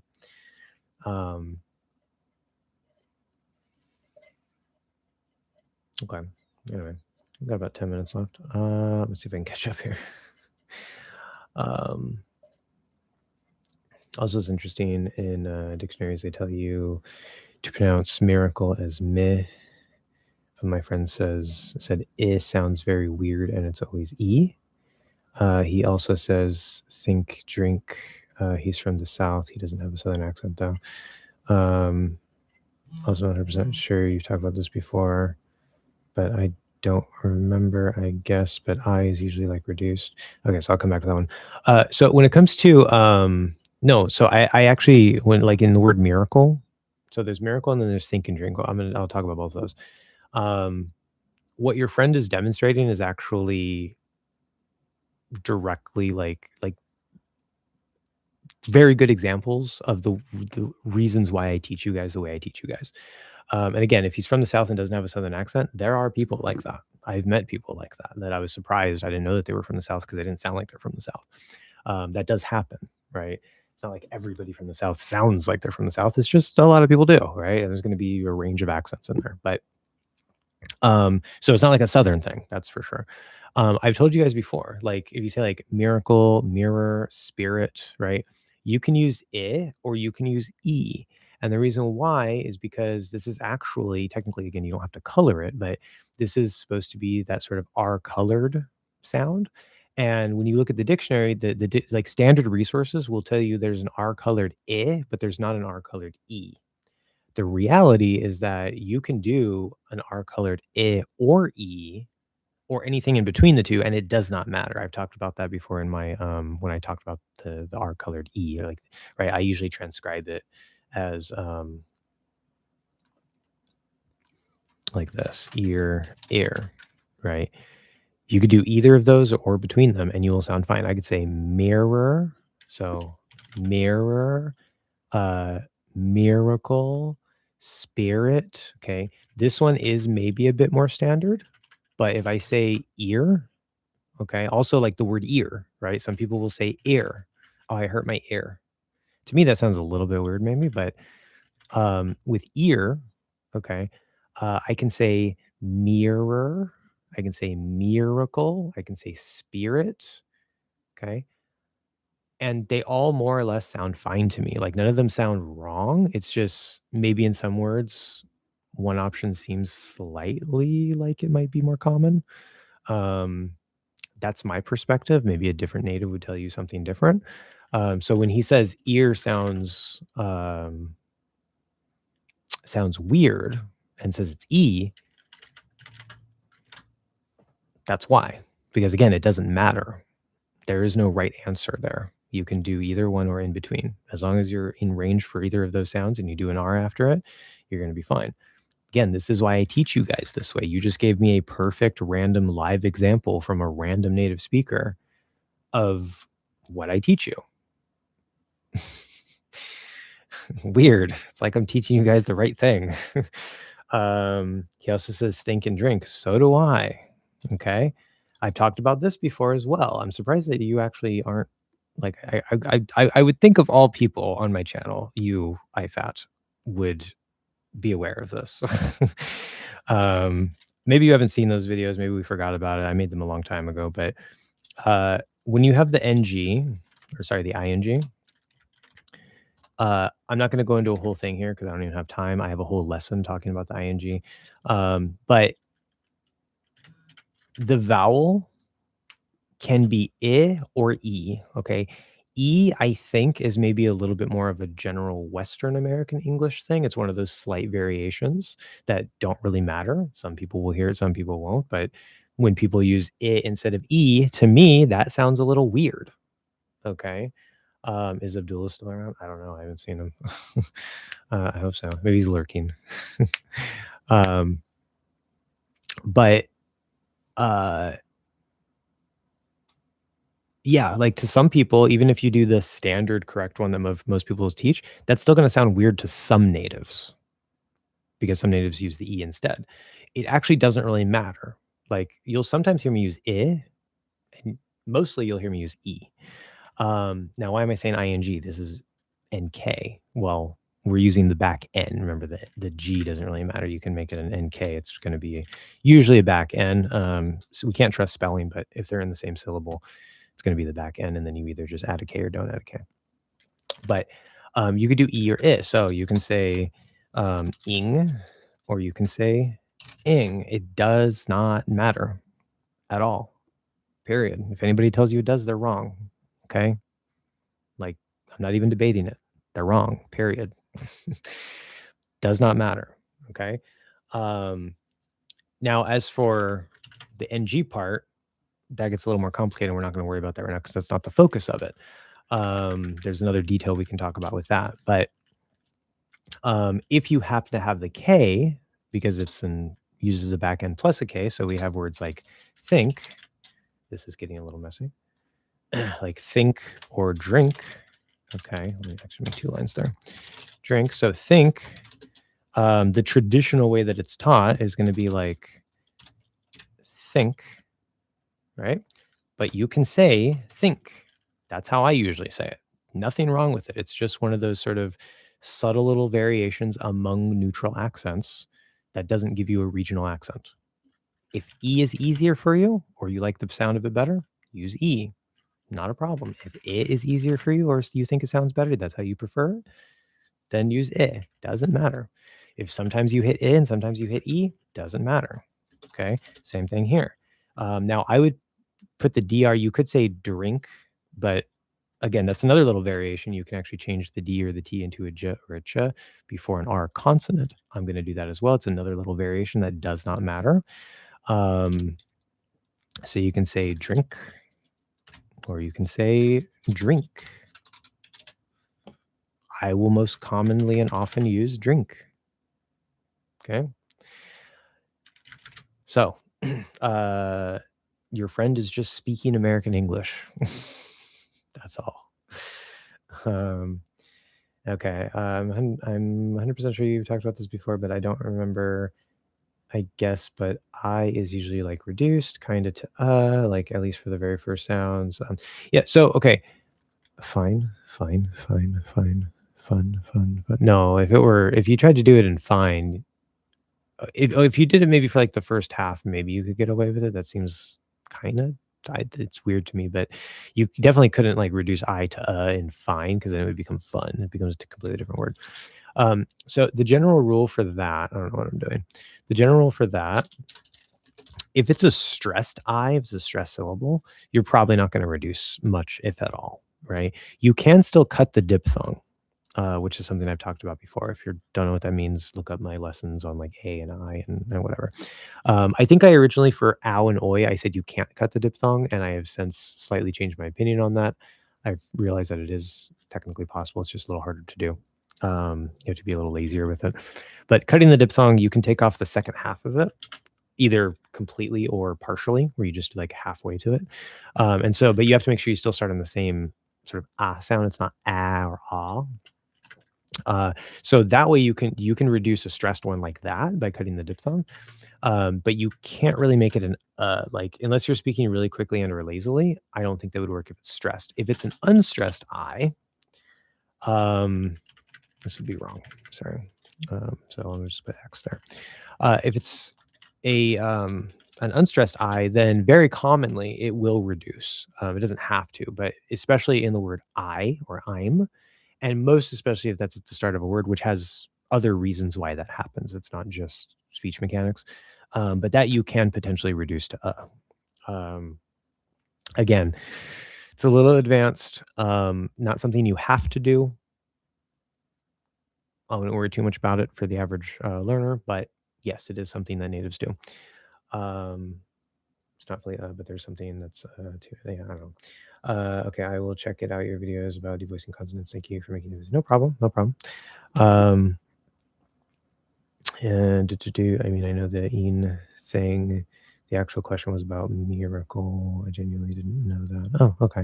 Well, I guess you missed that lesson. You haven't watched all of my videos. Failure. You're a bad subscriber. No, I'm kidding. It's just other teachers always say it's strictly well, maybe not anymore. I don't watch other teachers. Right. Who would watch other teachers when you could just watch me in all of my ugly glory?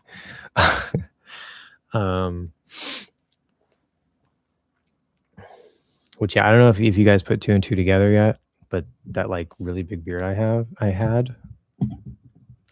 shortly before I stopped making videos, right? I shaved it because that's when my egg cracked, and I was like, oh, I'm trans.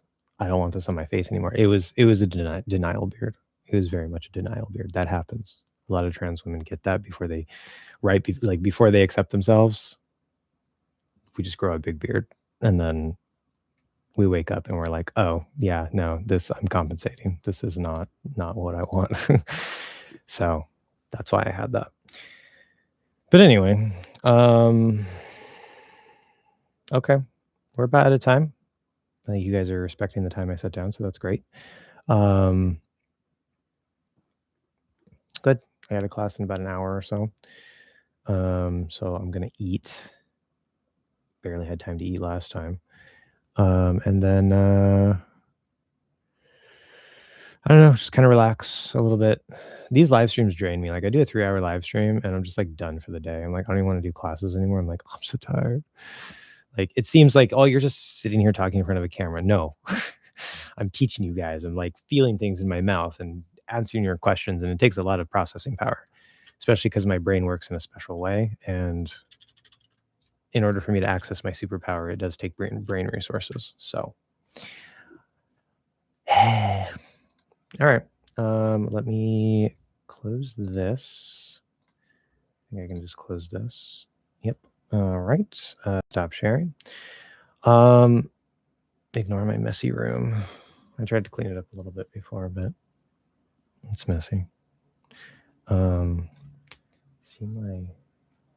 I have a Pikachu beanie. I got a Charmander beanie. And then I got this beanie.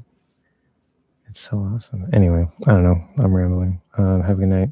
Excellent live stream. Thank you. You as well. Thank you guys very much. Again, no promises when the next one's going to be. I'm probably going to have to start really hitting the pavement on my second job because the economy is getting really bad and I need to make a bunch of money in a short period of time. So I don't know. Maybe I'll make one sooner. Maybe I'll make one later, but don't count on it. count the live streams that you get as a blessing because I had a lot going on.